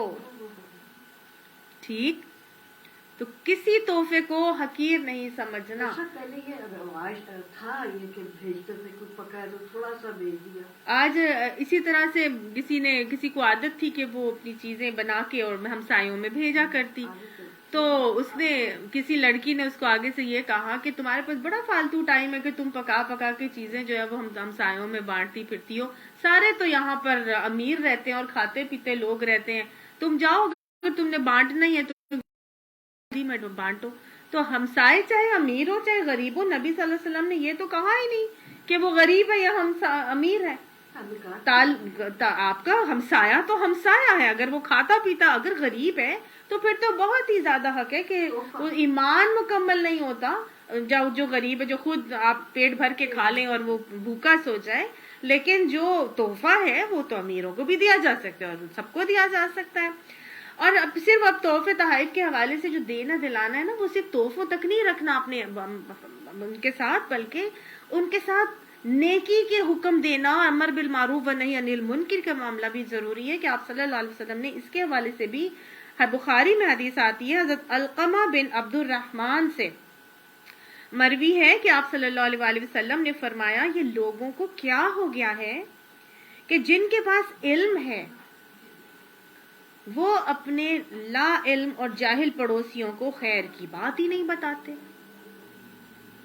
لوگوں کو کیا ہو گیا ہے کہ وہ اپنے لا علم اور جاہل پڑوسیوں کو خیر کی بات نہیں بتاتے، ان کو شر اور برائی سے نہیں روکتے، یعنی امر بالمعروف بھی نہیں کرتے، نہی عن المنکر بھی نہیں کرتے۔ اور یہ لوگوں کو کیا ہو گیا ہے کہ جن کے پاس علم نہیں ہے وہ اپنے صاحب علم ہمسایوں کے پاس جا کر علم ہی حاصل نہیں کرتے، یعنی کہ دونوں سے کرنا، دونوں سائڈز پر یہ دونوں چیزوں لوگوں کو اپنی اپنی طرف سے علم حاصل کرنے کا اور امر بالمعروف و نہی عن المنکر کرنے کا طریقہ انجام دینا ہی دینا ہے۔ جس کے پاس علم ہے وہ سکھائے گا، وہ کیوں نہیں سکھاتا؟ جس کے پاس نہیں ہے وہ جا کے کیوں نہیں سیکھتا؟ ٹھیک ہے، اور شروعات تو اپنے محلے سے ہی کرنی ہے نا، اپنے گھر سے، اور پھر اپنے رشتہ دار، اور اس کے بعد اپنے محلے کے اندر۔ آپ صلی اللہ علیہ وسلم نے فرمایا کہ لوگوں کو تاکید کی کہ لوگوں کو چاہیے کہ جس کے پاس علم ہو وہ اپنے ہمسایوں کو واعظ کرے، نیکی بتائے، برائی سے روکے،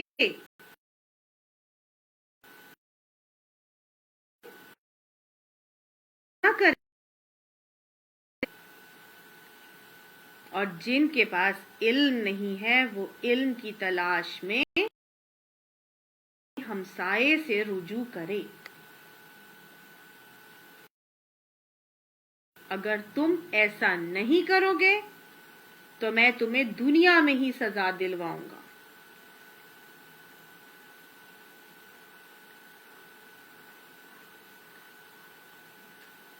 اور اگر نیک ہمسایہ ہو تو یہ آدمی صلی اللہ علیہ وسلم نے فرمایا، آدمی کی خوش بختی کی 4 علامات میں سے ایک علامت کیا ہے کہ وہ اس کا ہمسایہ نیک ہو۔ تو جب امر بالمعروف و نہی عن المنکر کے حوالے سے سیکھنے سکھانے کا معاملہ دونوں طرف سے چل رہا ہوگا تو پھر وہ نیک ہمسایہ خوش بختی کی علامت بن جاتا ہے۔ اور یہ نیک ہمسایہ حضرت عمر کا طریقہ آتا ہے نا، کہ حضرت عمر کا ہمسایہ وہ ایسے معاملہ کرتے تھے کہ ایک دن حضرت عمر اپنی دنیا کا کام سنبھالتے اور ان کا ہمسایہ جا کے آپ صلی اللہ علیہ وسلم کی خدمت میں بیٹھتے اور وہ جا کے دین سیکھ کر آتے، اور اگلے دن حضرت عمر آپ صلی اللہ علیہ وسلم کی خدمت میں آتے اور دین سیکھ کے جاتے اور اپنے ہمسائے کو سکھاتے۔ اس طرح سیکھنا سکھانا، دنیا کا معاملہ، ہر چیز آسان ہو جاتی ہے، کیونکہ تعاونوا علی البر والتقوی کا معاملہ ہو رہا ہوتا ہے، نیکی کے کاموں میں ایک دوسرے کے ساتھ تعاون کا معاملہ ہو رہا ہوتا ہے۔ یہ ہمسائے، ان کی اتنی فضیلت، اتنے حقوق ہیں، کتنے حقوق ہیں۔ حضرت معاویہ بنت حیدہ،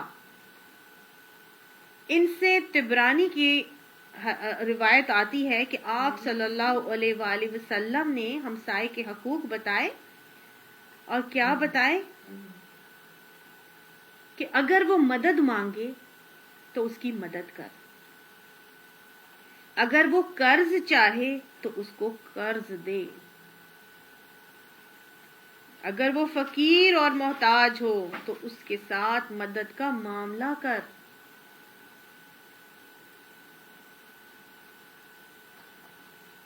فقیر اور محتاج ہے، مدد کا معاملہ کر، اور وہ آتے ہیں اور کوئی نہ کوئی چیز مانگتے ہیں، کوئی فرائنگ پین مانگ رہا ہے، کوئی کوکر مانگ رہا ہے، کوئی جو ہے وہ سیڑھی مانگ رہا ہے، کوئی ہتھوڑی مانگ رہا ہے،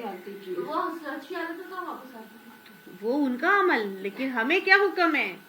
وَيَمْنَعُونَ الْمَاعُونَ، اور وہ مانگنے کی چیزیں دیتے نہیں ہیں۔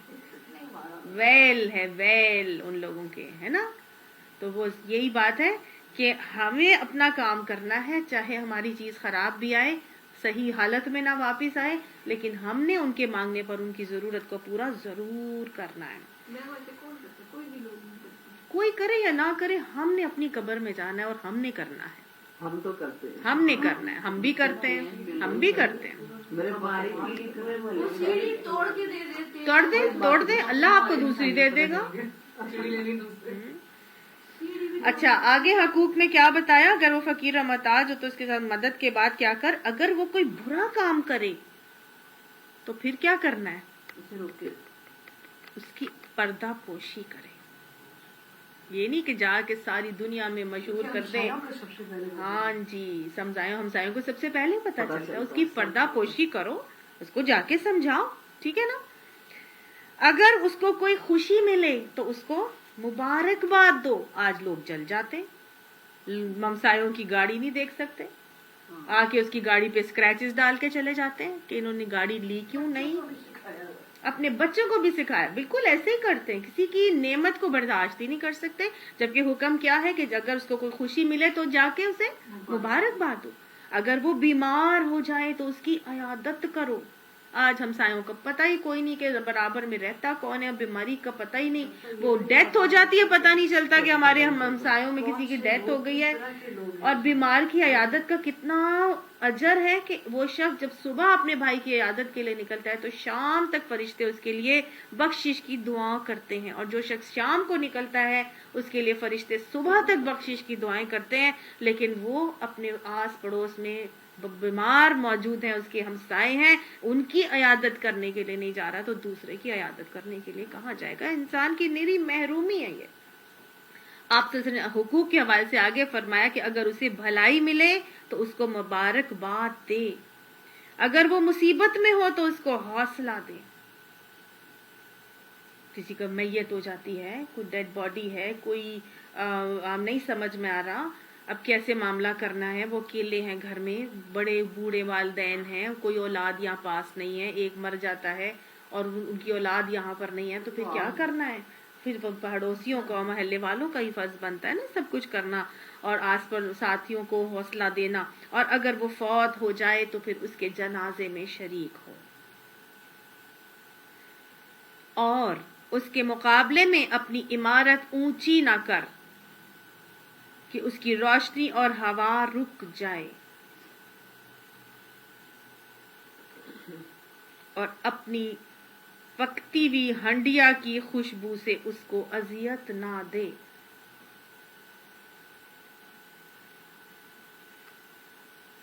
پکتی ہوئی ہنڈیا کے حوالے سے، اذیت نہ دینے کے حوالے سے، ظاہر ہے خوشبو تو آپ روک نہیں سکتے، اس کا مطلب آپ پکائیں کچھ نہیں.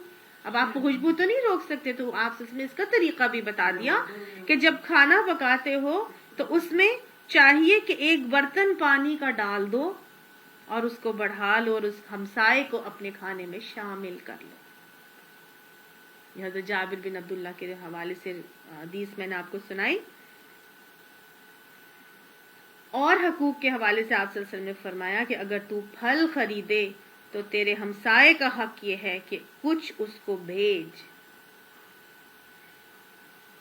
اگر تو اس کو نہ بھیجے تو کم از کم اتنا کر کہ چھلکے باہر نہ پھینک کہ اس کے بچوں کا دل اس سے خراب نہ ہو. ٹھیک ہے؟ اگر آپ نے کوئی یہ نہیں بتا. ہاں جی، یہ ہمسائے کے حقوق کے حوالے سے ہے کہ اتنا تو کر کہ اس کے چھلکے باہر نہ پھینک کہ کہیں اس کا یا اس کے بچوں کا دل اس سے خراب نہ ہو. تو آج چھلکے، ہم پھلوں کے چھلکے تو شاید کم ہی پھینکتے ہوں گے. ہمارا آئس کریم کے ریپرز ہیں، پیزا کے ڈبے ہیں، مٹھائی کے ڈبے ہیں، کچھ اس طرح کی چیزیں ہیں جن سے ان کا دل خراب ہو سکتا ہے، تو ان کو بھی پھر ریپ کر کے یا کسی تھیلی میں ڈال کے جو ہے وہ باہر رکھا جائے. اگر نہیں دے سکتے تو کم سے کم اتنا ضرور احساس ہو.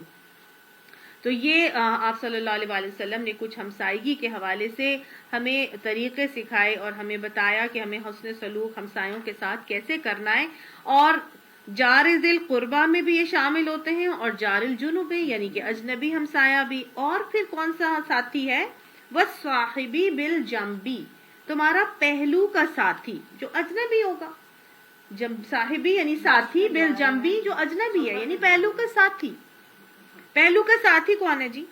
बसों में जा रहे हैं या साथ बैठे हैं। मुसाफिर तो वबन सबील आगे आ रहा है, मुसाफिर पहलू का साथी।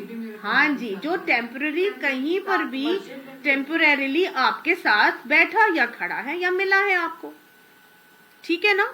मस्जिद में मिला है, कहीं बाजार में मिला है, कहीं बस में मिला है, कहीं ट्रेन में मिला है, कोई एयरपोर्ट पर मिला है, कोई बस स्टॉप पर मिला है, कहीं भी आपको मिला है, जो पार्क में मिला है, मतलब कहीं भी आपका वो साथी है, ख्वाह आप सफर में हैं या नहीं है, लेकिन आपका थोड़ी देर के लिए भी उसके साथ वास्ता पड़ा है, तो बेहतरीन हुक्म क्या है कि सलाम में पहल उसको करना चाहिए।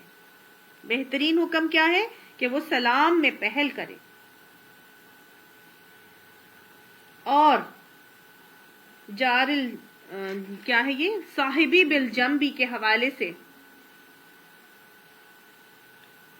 आप अपने पहलू के साथी के साथ कोई ऐसा अमल ना करें या उसके पास कोई ऐसा अमल ना करें जिससे उसको ईजा मिले, तकलीफ हो। मिसाल के तौर पर स्मोकिंग, वेरी गुड, सिगरेट के धुएं से उसको तकलीफ हो रही है, आप ऐसे बैठे हैं कि आपके बैठने की वजह से वो तंग हो रहा है, हाँ पैर फैला के आप बैठे हैं, उसको जगह दें बैठने के लिए। और पहलू के साथी में वो लोग भी शामिल हैं जो आपके मुलाजमत के साथ हैं, साथी हैं पेशा वराना हवाले से। तो तमाम के तमाम पहलुओं के साथियों के साथ बेहतरीन मामलात करने का हुक्म दिया जा रहा है, हर तरह से उनके साथ मामला करना है। हजरत अबू सईद खुदरी से आप सल्लल्लाहु अलैहि वसल्लम की रिवायत आती है कि हम सब सफर कर रहे थे, आप सल्लल्लाहु अलैहि वसल्लम ने फरमाया, देखिए साहिबी बिल जम्बी के हवाले से आप सल्लल्लाहु अलैहि वसल्लम ने क्या फरमाया कि जिसके पास फाजिल सवारी हो वो उसको दे दे जिसके पास सवारी नहीं है। ये अब मुसाफिर है, ठीक है। जिसके पास जायद खाना हो वो उसको दे दे जिसके पास खाना नहीं है। मुसाफिर के साथ कैसा मामला करना है, और खास तौर से जब आप मुसाफिर हैं आप भी और वो आपके पहलू का साथी है। फाजिल सवारी है तो उसको दे दें, जायद खाना है वो उसको दे दे जिसके पास खाना नहीं है। आपने एक एक चीज का जिक्र ऐसे किया कि सहाबी फरमाते हैं कि हम ये समझने लगे कि जायद चीज पर हमारा कोई हक है ही नहीं।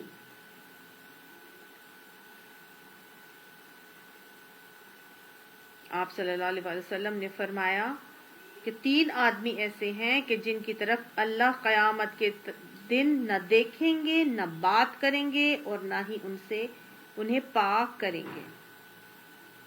उनमें से एक कौन है? जिसके पास ज्यादा पानी है और वो अपने साथी मुसाफिर को ना दे।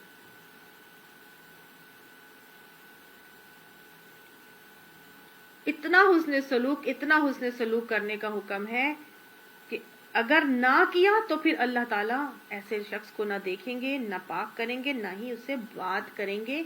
आप सल्लल्लाहु अलैहि वसल्लम की सीरत का एक वाक़या आता है। आप सल्लल्लाहु अलैहि वसल्लम एक मर्तबा सफर में थे, एक मुसाफिर उनके साथ था जो बिल्कुल अजनबी था। तो 2 शख्स वहां बैठे थे। आप सल्लल्लाहु अलैहि वसल्लम के पास मिसवाक थी, 2 मिसवाक थी।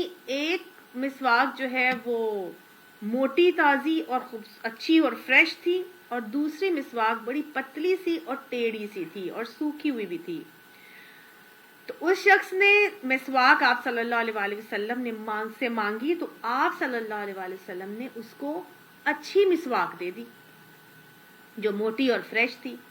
सहाबा ने आप सल्लल्लाहु अलैहि वसल्लम से पूछा कि या रसूल अल्लाह सल्लल्लाहु अलैहि वसल्लम, ये तो अजनबी है, मतलब इसको आपने अच्छी वाली मिसवाक क्यों दे दी? इससे तो आपको कोई फ्यूचर में कोई फायदा भी नहीं होना, इसने तो आपका कोई रिटर्न बैक भी नहीं करना, आपको इससे किसी अच्छाई की तवक्को भी नहीं है। ये आया वो गया, पता भी कोई नहीं चलना उसका बाद में कि वो क्या था, कहाँ था। तो आप सल्लल्लाहु अलैहि वसल्लम ने फरमाया कि पहलू के साथी का भी तुम पर हक है और पहलू के साथी के बारे में भी सवाल किया जाएगा। समझ में आई?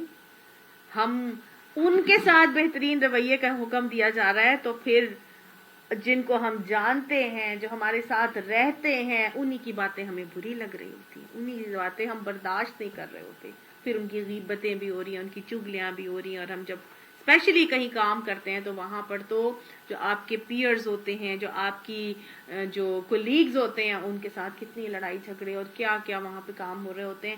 اللہ تعالیٰ ہم سب کو معاف فرمائے اور ہمیں بہترین رویے اپنانے کی توفیق عطا فرمائے. آپ دیکھیں معاشرہ خوبصورت بنتا ہی ایسے ہے کہ جب اپنے حق کو چھوڑ کے انسان دوسرے کے حقوق کی ادائیگی کی فکر کر رہا ہو، تبھی خوبصورت معاشرہ بنتا ہے. آگے اللہ نے حکم دیا اور کس کے ساتھ حسن سلوک کرنا، مسافروں کے بعد وما ملکت ایمانکم، ان کے ساتھ اچھا حسن سلوک کرنا جو تمہارے دائیں ہاتھ ہوں. دائیں ہاتھ کا کیا مطلب ہے؟ تمہارے دائیں ہاتھ ہوں یعنی کہ تمہارے ہاتھوں کے نیچے ہوں، گویا یا اس سے مراد لونڈی غلام ہوتے ہیں. لیکن آج کل چونکہ لونڈی غلام تو ہے نہیں، تو اس کا اطلاق پھر کس پر ہوگا؟ ہمارے ملازموں پر، ہمارے نوکروں کے اوپر، ہمارے ماتحتوں کے اوپر اس کا اطلاق ہوگا. آپ صلی اللہ علیہ وآلہ وسلم نے ملازم کے ساتھ بھی حسن سلوک کرنے کا بہت ہی خوبصورت انداز اور طریقے سکھائے ہیں. آپ صلی اللہ علیہ وآلہ وسلم فرماتے ہیں کہ تمہارے وہ ملازم یا غلام جن کو اللہ نے تمہارا ماتحت بنایا ہے، ان کے معاملے میں اللہ تعالیٰ سے ڈرتے رہنا. کیسے کیسے ڈرنا؟ ان پر ان کی طاقت سے زیادہ بوجھ نہ ڈالنا.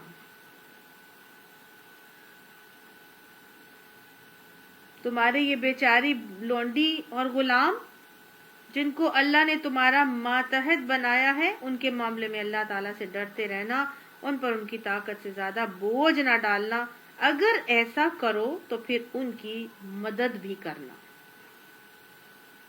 یہ متفق علیہ حدیث ہے، وہ حضرت ابو ذر غفاری کی روایت سے آتا ہے.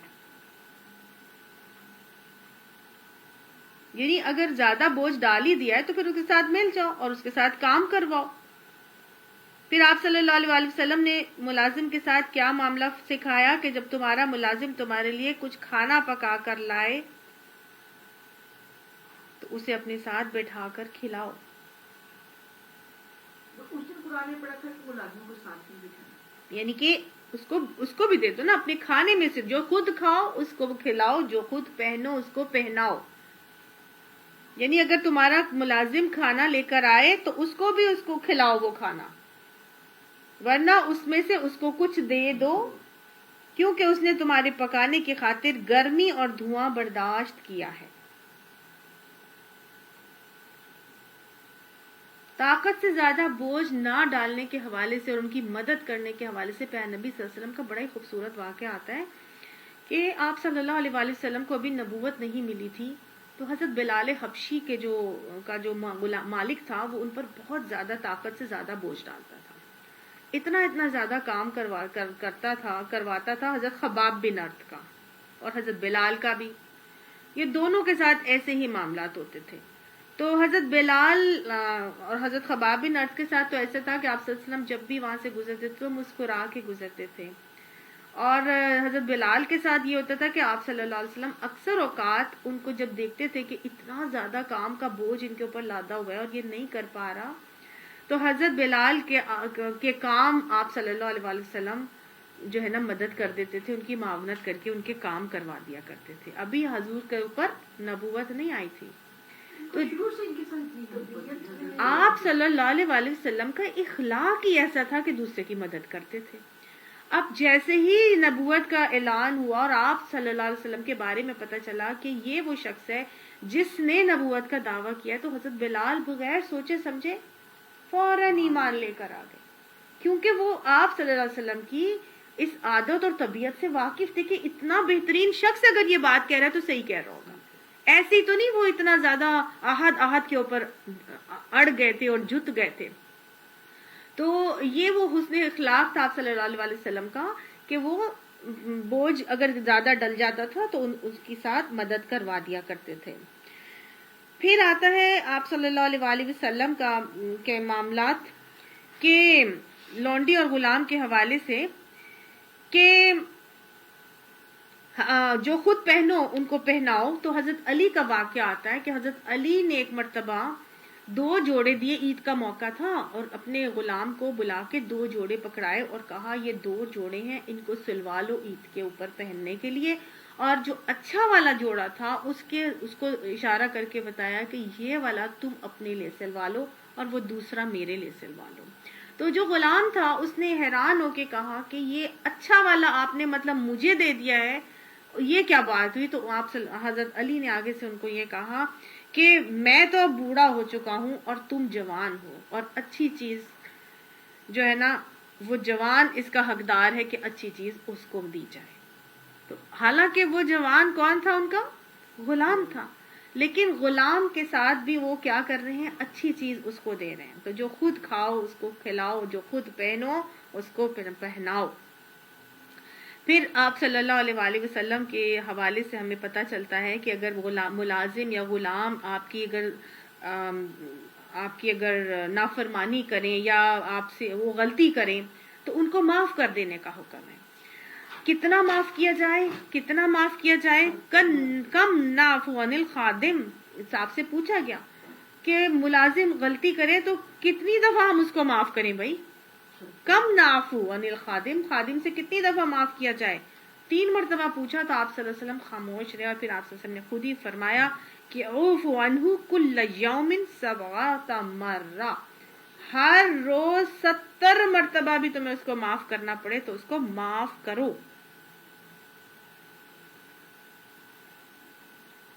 اور اگر ہم معاف نہیں کر سکتے تو پھر کیا کرنا ہے؟ اگر ہم سے معاف نہیں کیا جاتا تو پھر اس کو آزاد کر دو. ایسا شخص جو بار بار غلطیاں کر رہا ہے، تمہارے نفس پہ سوار ہو رہا ہے، تو پھر تم اسے آزاد کر دو، اسے چھٹکارا پالو، تم چھوڑ دو. کعب بن عجرہ سے آتا ہے کہ آپ نے فرمایا اپنی باندیوں کو برتن توڑنے پر سزا نہ دو، کیونکہ برتنوں کی بھی تمہاری طرح عمر ہوتی ہے. آج برتن ٹوٹتا ہے، گلاس ٹوٹتا ہے، ایک چانٹا اٹھا کے رسید کیا جاتا ہے، چاہے بچے سے ہو چاہے ملازمہ سے ہو. آپ نے فرما دیا برتنوں کی بھی عمر ہوتی ہے بھائی، اور واقعی میں ایسا ہی ہوتا ہے. برتن توڑنے پر ان کو سزا نہ دو. ایک مرتبہ حضرت ابو مسعود سے آتا ہے کہ وہ اپنے ملازم کو کوڑے مار رہے تھے، تو ان کو نا آواز آئی ابو مسعود جان لو، ابو مسعود جان لو. تو دور سے آواز آئی تھی تو ان کو نا احساس نہ ہوا، خیال نہ رہا. جب قریب آواز آئی تو انہوں نے ایک دم سے جو ہے نا جو دیکھا تو ان کو سمجھ میں آ گئی کہ نبی کریم صلی اللہ علیہ وآلہ وسلم کی آواز تھی. وہ پہچان گئے، فوراً ہی ان کے کوڑا ان کے ہاتھ سے گر گیا. ابو مسعود جان لو. تو آپ صلی اللہ علیہ وآلہ وسلم نے فرمایا جتنی قدرت آج تمہیں اپنے اس غلام پر ہے اس سے زیادہ قدرت اللہ کو تم پر ہے. یا ان کے جو ہوگا ملازم جس نے رکھا ہوگا اس کو کہا، حضرت ابو مسعود کو کہا، وہ مار رہے تھے نا، ہاں، تو ان کو کہا کہ جتنی قدرت آج تمہیں اپنے اس غلام کے اوپر ہے نا اس سے زیادہ اللہ کو تم پر ہے. تو وہ ڈر گئے، ہاتھ سے کوڑا گر گیا، پریشان ہو گیا، ان کو سمجھ ہی نہ کچھ آیا، اور فوراً انہوں نے اپنے ملازم کو کہا اور غلام کو کہا کہ تم آزاد ہو جاؤ، تم چلے جاؤ، میں نے تمہیں آزاد کر دیا. تو آپ صلی اللہ علیہ وآلہ وسلم نے فرمایا اگر تم ایسا نہ کرتے تو جہنم کی آگ تمہیں جھلسا دیتی. آج غلطی ہوتی ہے غلام ملازم سے اور اٹھا کے اس کو جو ہے وہ 2 تھپڑ لگائے جاتے ہیں. کسی نے، میں ایک بچی آئی تھی میرے پاس، اس کے منہ پہ اتنا بڑا نشان تھا جیسے کوئی استری سے جلا دیتا ہے. تو میں نے اس کو پوچھا تو اس نے مجھے بتایا کہ وہ میرے سے کپڑے جل گئے تھے. آئی تھنک وہ اس وقت کوئی 7-8 ایئرس کی تھی جب اس کو یہ جلا تھا نشان، اور اس عورت نے وہ استری اٹھا کے اس بچی کے گال پہ رکھ کے اس کا گال جلا دیا تھا. تو جتنی یہ بھول جاتا ہے انسان کہ جتنی قدرت آج ہمیں اپنے غلام کے اوپر ہے، حالانکہ وہ تو زر خرید غلام ہوتے تھے ان کے، لیکن آج ہمارے ملازم وہ ہیں جن کو ہم تنخواہ دیتے ہیں اور ہمارے وہ زر خرید غلام نہیں ہوتے. جب ان کے بارے میں یہ حکم ہے تو ان کے بارے میں کیا حکم ہوگا اور کیا کیا معاملات ہو رہے ہوں گے، کتنی سختی کے معاملے ہوں گے. اللہ ہم سب کو معاف فرمائے. آپ صلی اللہ علیہ وسلم غلاموں کے ساتھ بہت ہی خوبصورت معاملہ کرتے نظر آتے ہیں. حضرت ام سلیم کے بیٹے حضرت انس چھوٹی سی عمر میں آپ صلی اللہ علیہ وسلم کو دے دیے گئے تھے، اور حضرت انس فرماتے ہیں کہ میں 10 سال آپ صلی اللہ علیہ وسلم کی خدمت میں رہا، اور آپ صلی اللہ علیہ وسلم نے ان 10 سالوں میں مجھے کبھی نہ جھڑکا نہ ڈانٹا،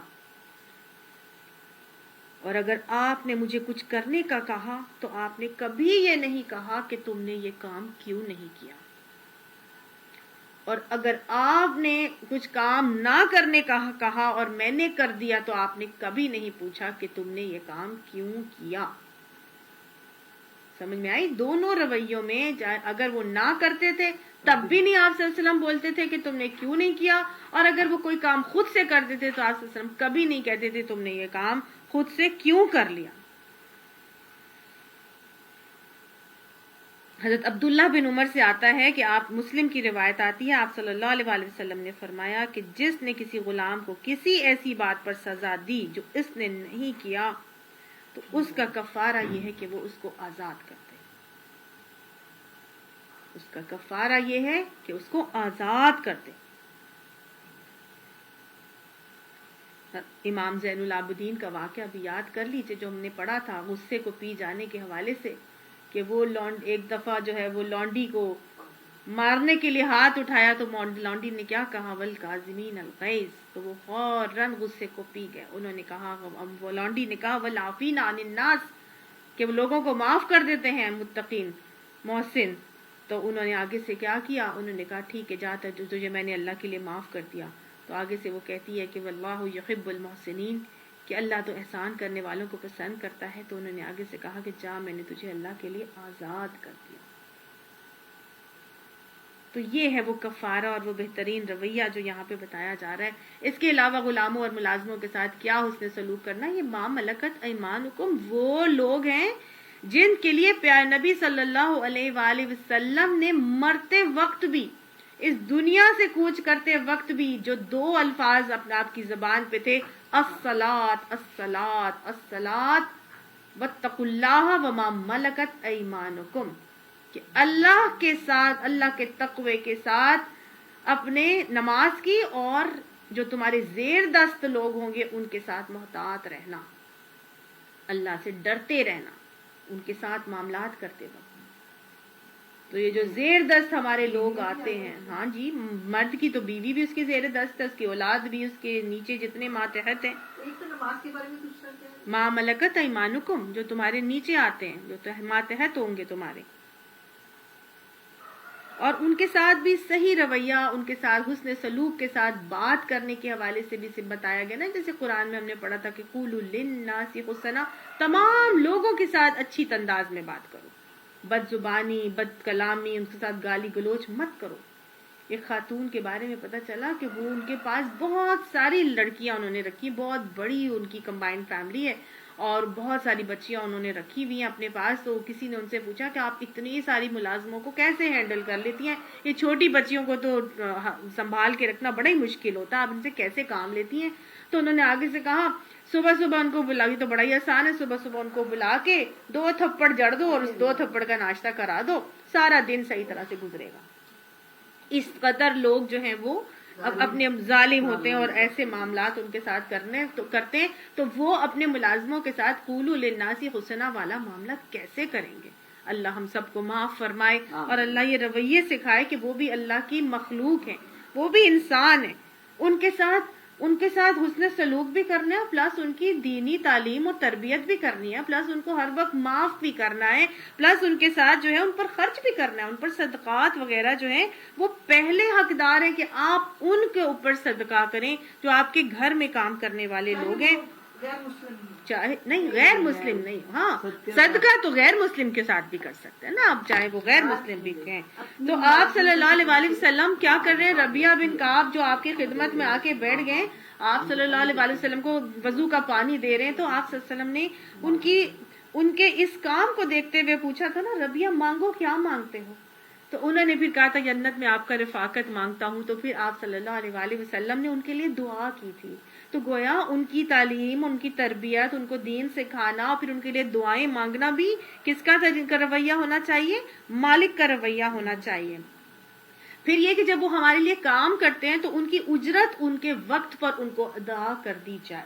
آپ صلی اللہ علیہ وآلہ وسلم نے کہ حدیث قدسی آتی ہے کہ اللہ تعالیٰ نے فرمایا کہ میں قیامت کے دن 3 لوگوں کا دشمن ہوں گا۔ میں قیامت کے دن 3 لوگوں کا دشمن ہوں گا۔ ایک وہ کہ جس نے میری نام لے کر قسم کھائی اور پھر اس کو توڑ دیا۔ ایک وہ شخص جس نے میرا نام لے کر قسم کھائی اور پھر اس کو توڑ دیا۔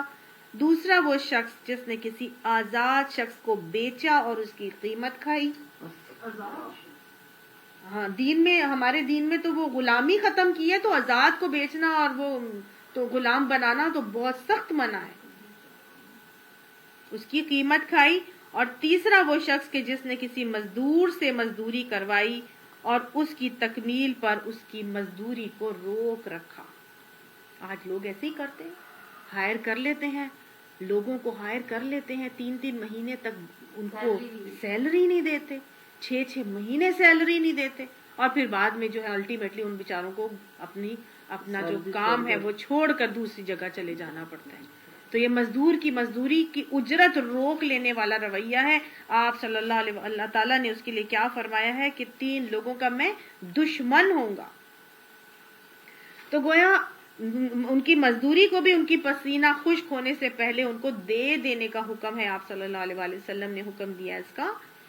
اور پھر یہ کہ اگر ہمارے ملازم ہمارے گھر میں کام کرنے والے ہیں، ان کے سامنے اپنی چیزوں کو بھی نہ رکھا جائے۔ اب ہم اپنی چیزیں ان کے سامنے رکھ کر ان کے ایمانوں کو آزمائیں تو یہ بھی پسندیدہ نہیں ہے۔ اپنی چیزوں کی خود حفاظت اور نگرانی کی جائے۔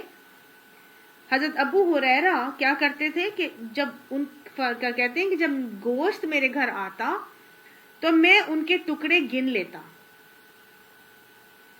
تاکہ کوئی بدگمانی مجھے اپنے خادم سے خائف نہ کرتے۔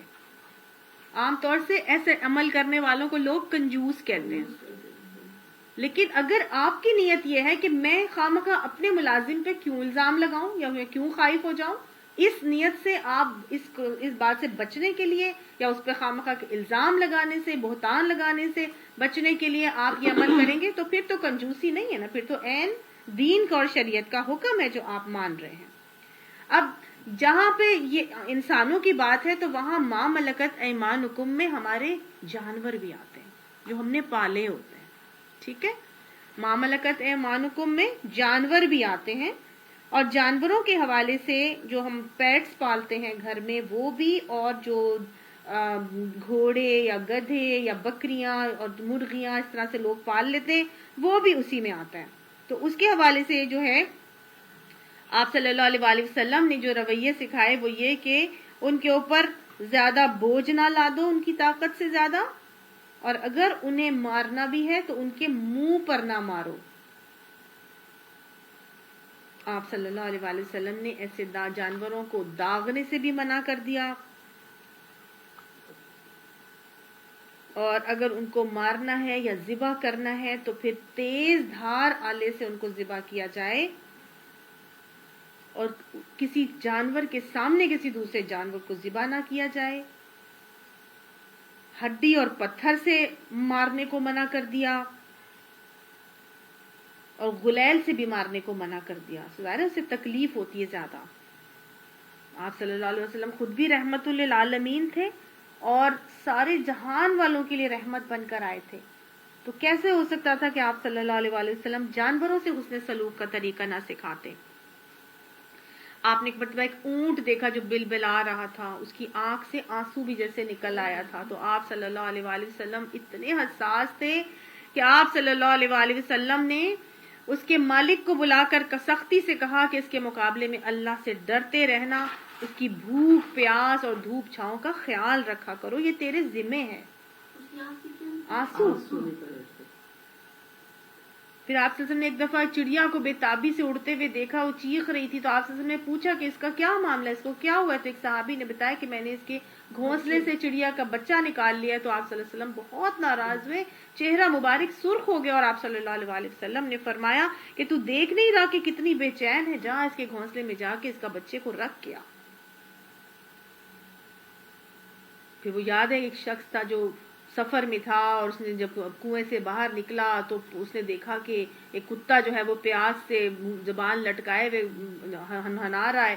تو اب وہ فوراً دوبارہ اس نے کیا کروں سوچا، تو اس کو اپنا خیال آیا، وہ کنویں میں دوبارہ اترا، اور پھر اس نے اپنی چمڑے کے موزے میں پانی بھر کے لا کے اس کتے کو پانی پلانے کا اہتمام کیا. تو اللہ نے اس عمل پر اس شخص کی بخشش کر دی تھی. اور اس کے برعکس ایک وہ عورت تھی جس نے ایک بلی کو پال رکھا تھا، اور اس بلی کو پال کر اس نے قید کر لیا تھا، اور اس کو قید رکھنے کی وجہ سے نہ وہ گھوم پھر کے کھانا پینا نہیں کر سکی، نہ وہ کھا سکی، نہ وہ پی سکی، اور اس طرح اسی حال میں وہ مر گئی. تو آپ صلی اللہ علیہ وسلم نے فرمایا تھا کہ یہ عورت جہنمی ہے، اس بلی کی وجہ سے جو ہے وہ جہنم میں جائے گی. ایک کتے کو پانی پلانے پر بخشش، ایک بلی کے ساتھ اچھا حسن سلوک نہ کرنے پر جو ہے وہ جہنمی کی وعید. اور وہ جو اونٹ کے ساتھ معاملہ ہوا، اور سختی سے آپ صلی اللہ علیہ وسلم نے حکم دیا، پرندوں کے ساتھ، چڑیے کے ساتھ یہ معاملہ کروایا جا رہا ہے، جانوروں کے ساتھ اس نے محبت کے طریقے اختیار کرنے کا حکم دیا جا رہا ہے، تو کہاں آج انسانوں کے ساتھ اتنی بے دردی اور بے رحمی کے ساتھ اور ظلم و زیادتی کے ساتھ معاملات کیے جاتے ہیں.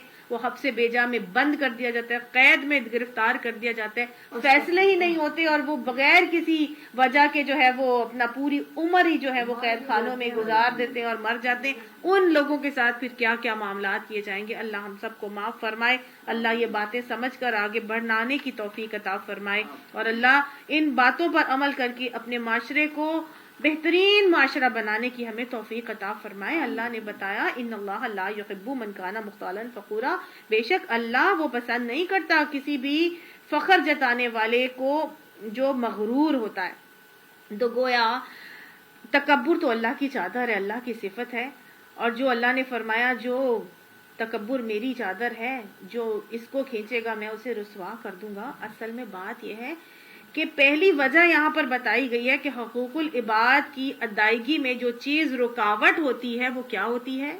تکبر. انسان اپنے آپ کو کچھ سمجھتا ہے، بطر الحق کرتا ہے، اور دوسرا کیا ہے تکبر کی؟ غمط الناس. جی ڈیفینیشن میں آتا ہے حق کا انکار اور غمط الناس، لوگوں کو حقیر جاننا. تو اگر حقوق العباد میں کوئی چیز آڑے آتی ہے اور رکاوٹ ڈالتی ہے تو پہلی وجہ یہاں پہ بتائی جا رہی ہے کہ وہ ہے تکبر. اللہ ہمیں تکبر سے بچا کر رکھے. تکبر کرنے والا یہ بھول جاتا ہے کہ وہ دوسرے کو جتنا چھوٹا سمجھ رہا ہے نا، تو دوسرا بھی اس کو، اور تم بھی دوسرے کو اتنے ہی چھوٹا نظر آ رہے ہو. اگر وہ تمہیں چھوٹا نظر آ رہے ہیں نا تو اتنی دور سے وہ تم بھی اس کو اتنے ہی چھوٹے نظر آ رہے ہو، اسی لیے ان کو چھوٹی چونٹیوں کی شکل میں قیامت میں اٹھایا جا رہا ہے. اگلی وجہ اللہ تعالیٰ فرما رہے ہیں الذین یبخلون، وہ لوگ جو بخل کرتے ہیں. تو یہ حقوق العباد کی ادائیگی میں جو دوسری وجہ ہے اور رکاوٹ وہ کیا ہے؟ بخل. الذین یبخلون، بخل کرتے ہیں، ویامرون الناس بالبخل، اور خود بھی بخل کرتے ہیں اور لوگوں کو بھی بخل کرنے پر کا حکم دیتے ہیں. ویکتمون ما آتاہم اللہ من فضلہ، اور وہ چھپاتے ہیں جس چیز کو جو اللہ نے نعمتیں اپنے فضل سے انہیں عطا کی ہیں نا، ان نعمتوں کو چھپاتے ہیں. یعنی کہ خود بھی بخل کرتے ہیں، خرچ نہیں کرتے، اور جو اللہ نے اپنے فضل سے ان کو دیا ہوتا ہے، چاہے مال دیا ہو، چاہے علم دیا ہو، کچھ بھی اللہ نے ان کو دیا ہے، وہ اس کو دوسروں کو سے چھپاتے ہیں. تو ایسے لوگوں کے لیے اللہ نے وَأَعْتَدْنَا لِلْكَافِرِينَ عَذَابًا مُهِينًا، اللہ نے ان کے لیے رسوا کن عذاب تیار کر کے رکھا ہے. تو حقوق العباد میں رکاوٹ دوسری چیز کیا ہے؟ بخیل ہونا. بخیل ہوتے ہیں. مومن کے اندر دو باتیں نہیں ہوتی. قرآن یہ حدیث میں آتا ہے مومن کیا ہے؟ مومن کے اندر آتا ہے کہ خصلتانی، دو خصلتیں ایسی ہیں، لا تجتمعانی فی مؤمن، جو مومن میں جمع نہیں ہو سکتی، اور وہ کیا ہیں؟ البخل وسوء الخلق. ایک بخل اور ایک برا اخلاق. یعنی یہ دو باتیں مومن میں جمع نہیں ہو سکتی، بخل اور برا اخلاق۔ ظاہر ہے بخیل ہوگا تو اس کا اخلاق بھی بخل والا ہی ہوگا، اور پھر کہاں سے وہ حقوق العباد کی ادائیگی کر رہا ہوگا۔ تو یہ آیت عبداللہ بن عباس فرماتے ہیں کہ مدینہ کے یہود کے حق میں بیسیکلی نازل ہوئی تھی، کیونکہ یہود بہت مغرور تھے اور کنجوس تھے، مال میں بھی علم میں بھی، تو وہ حضور صلی اللہ علیہ وسلم کی بعثت کی خوشخبری اور علامات والی بات جو ہے وہ چھپاتے تھے۔ تو اس کے حوالے سے یہ آیت نازل ہوئی کہ اور آپ صلی اللہ علیہ وسلم نے فرمایا کہ جس کو اللہ نے کسی چیز کا علم دیا اور اس نے اس کو لوگوں سے چھپایا، کہ لوگوں نے اس کے علم کے بارے میں سوال کیا اور لوگوں نے اس علم کو چھپایا، تو اللہ سبحانہ تعالیٰ قیامت کے دن اس شخص کے منہ میں آگ کی لگام ڈالیں گے۔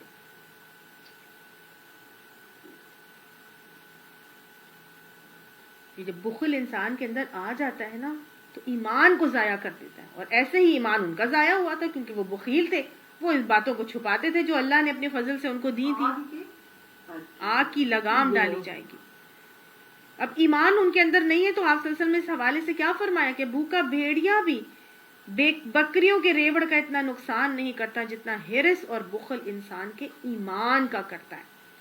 تو اسی وجہ سے، اسی بخل کی وجہ سے، اور کہ وہ چھپاتے تھے جو اللہ نے ان کو بتایا تھا، حضور کی بعثت کی خوشخبری اور علامات والی باتیں جو ہیں وہ چھپاتے تھے جو ان کی کتابوں میں آئی تھی، تو اللہ نے ان کے اندر ایمان ختم کر دیا تھا۔ تو اس ہرس اور بخل کی وجہ سے ایک تو آگ کی لگام ڈالی جائے گی، اور دوسرا ان کا ایمان نصیب نہیں ہوا۔ اللہ نے ان کے لیے کیا کیا؟ عذاب و مہینہ تیار کر کے رکھا۔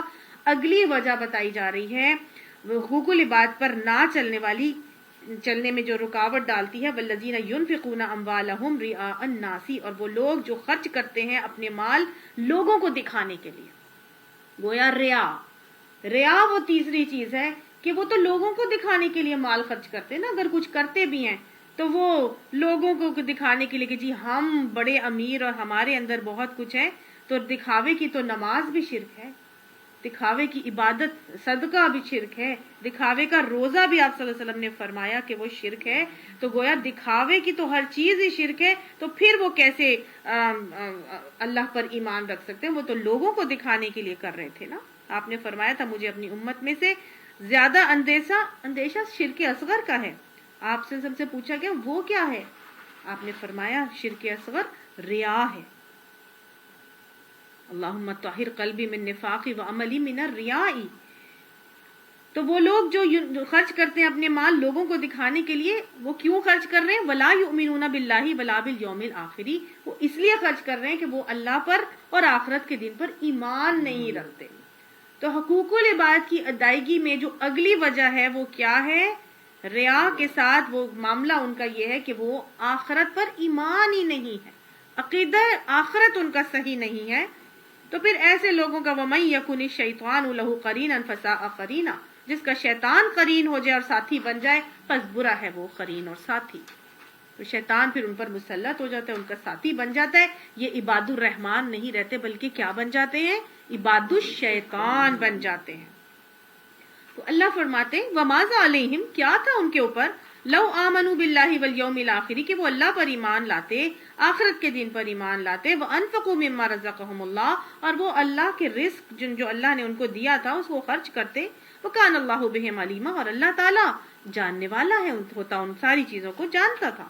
ان اللہ لا یظلم مثقال ذرۃ، بے شک اللہ وہ ظلم نہیں کرتا ذرہ برابر بھی، اللہ ذرہ برابر بھی ظلم نہیں کرتا۔ یہ جو لوگوں کو دکھانے کے لیے ریا کے اوپر جو مال وہ خرچ کر رہے ہیں، ان کا آخرت پر تو عقیدہ نہیں ہے، وہ اس طرح سے کیا کرتے ہیں؟ دکھاوے کی شادیاں ہو رہی ہیں، بڑا بڑا مال خرچ کرا جا رہا ہے، جناب اتنا اتنا قرض لیا جا رہا ہے، پھر بھائی گردے بیچ رہے ہیں۔ تو اللہ نے تو ظلم نہیں کیا تھا، وہ تو خود انہوں نے اپنے آپ کو قرض کی اس میں ڈالا، وہ تو خود گردے بیچ دیے انہوں نے، لوگوں کو دکھانے کے لیے ساری شادی بیاہ کے معاملات کرنے تھے، لائٹنگ، ڈیکوریشن، وہ جوڑے، وہ بری، وہ سامان جہیز، وہ امپورٹڈ ساری کی ساری چیزیں، یہ اللہ نے تو ان چیزوں کا حکم نہیں دیا۔ تو اللہ نے فرمایا ان اللہ لا یظلم مثقال ذرۃ، اللہ ذرہ برابر بھی کسی پہ ظلم نہیں کرتا۔ وَإِن تَكُ حَسَنَةً، اور اگر ہو کوئی ذرا سی بھی نیکی، یضاعفها، اللہ اس کو بڑھا دے گا۔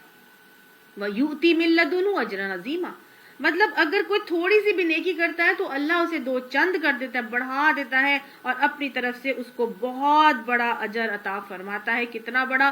دنیا میں 10 گنا اور پھر 700 گنا اور اس سے زیادہ کا وعدہ اللہ نے کر لیا. فَكَيْفَ اِذَا جِئْنَا.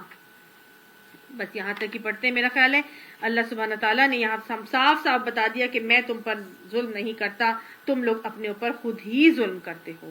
اللہ تعالیٰ ہمیں یہ باتیں سمجھا دے اور ہمیں بہترین اخلاق کی تکمیل کرنے والی توفیق عطا فرمائے. اللہ سبحانہ تعالیٰ ہمیں ایسا بنا دے کہ ہم اسے پسند آ جائیں. اللہ حقوق العباد کی ادائیگی میں ہم سے جہاں کوتاہی ہوتی ہے اللہ اپنی دست قدرت سے معاف کر کے، اللہ سبحانہ تعالیٰ اس کی قباحتوں کو محسوس کر کے ان سے بچنے کی اور صحیح رویہ اختیار کرنے کی توفیق عطا فرمائے. اللہم حسبنا حسابا یسیرا. آمین ثم آمین. صدق اللہ العظیم.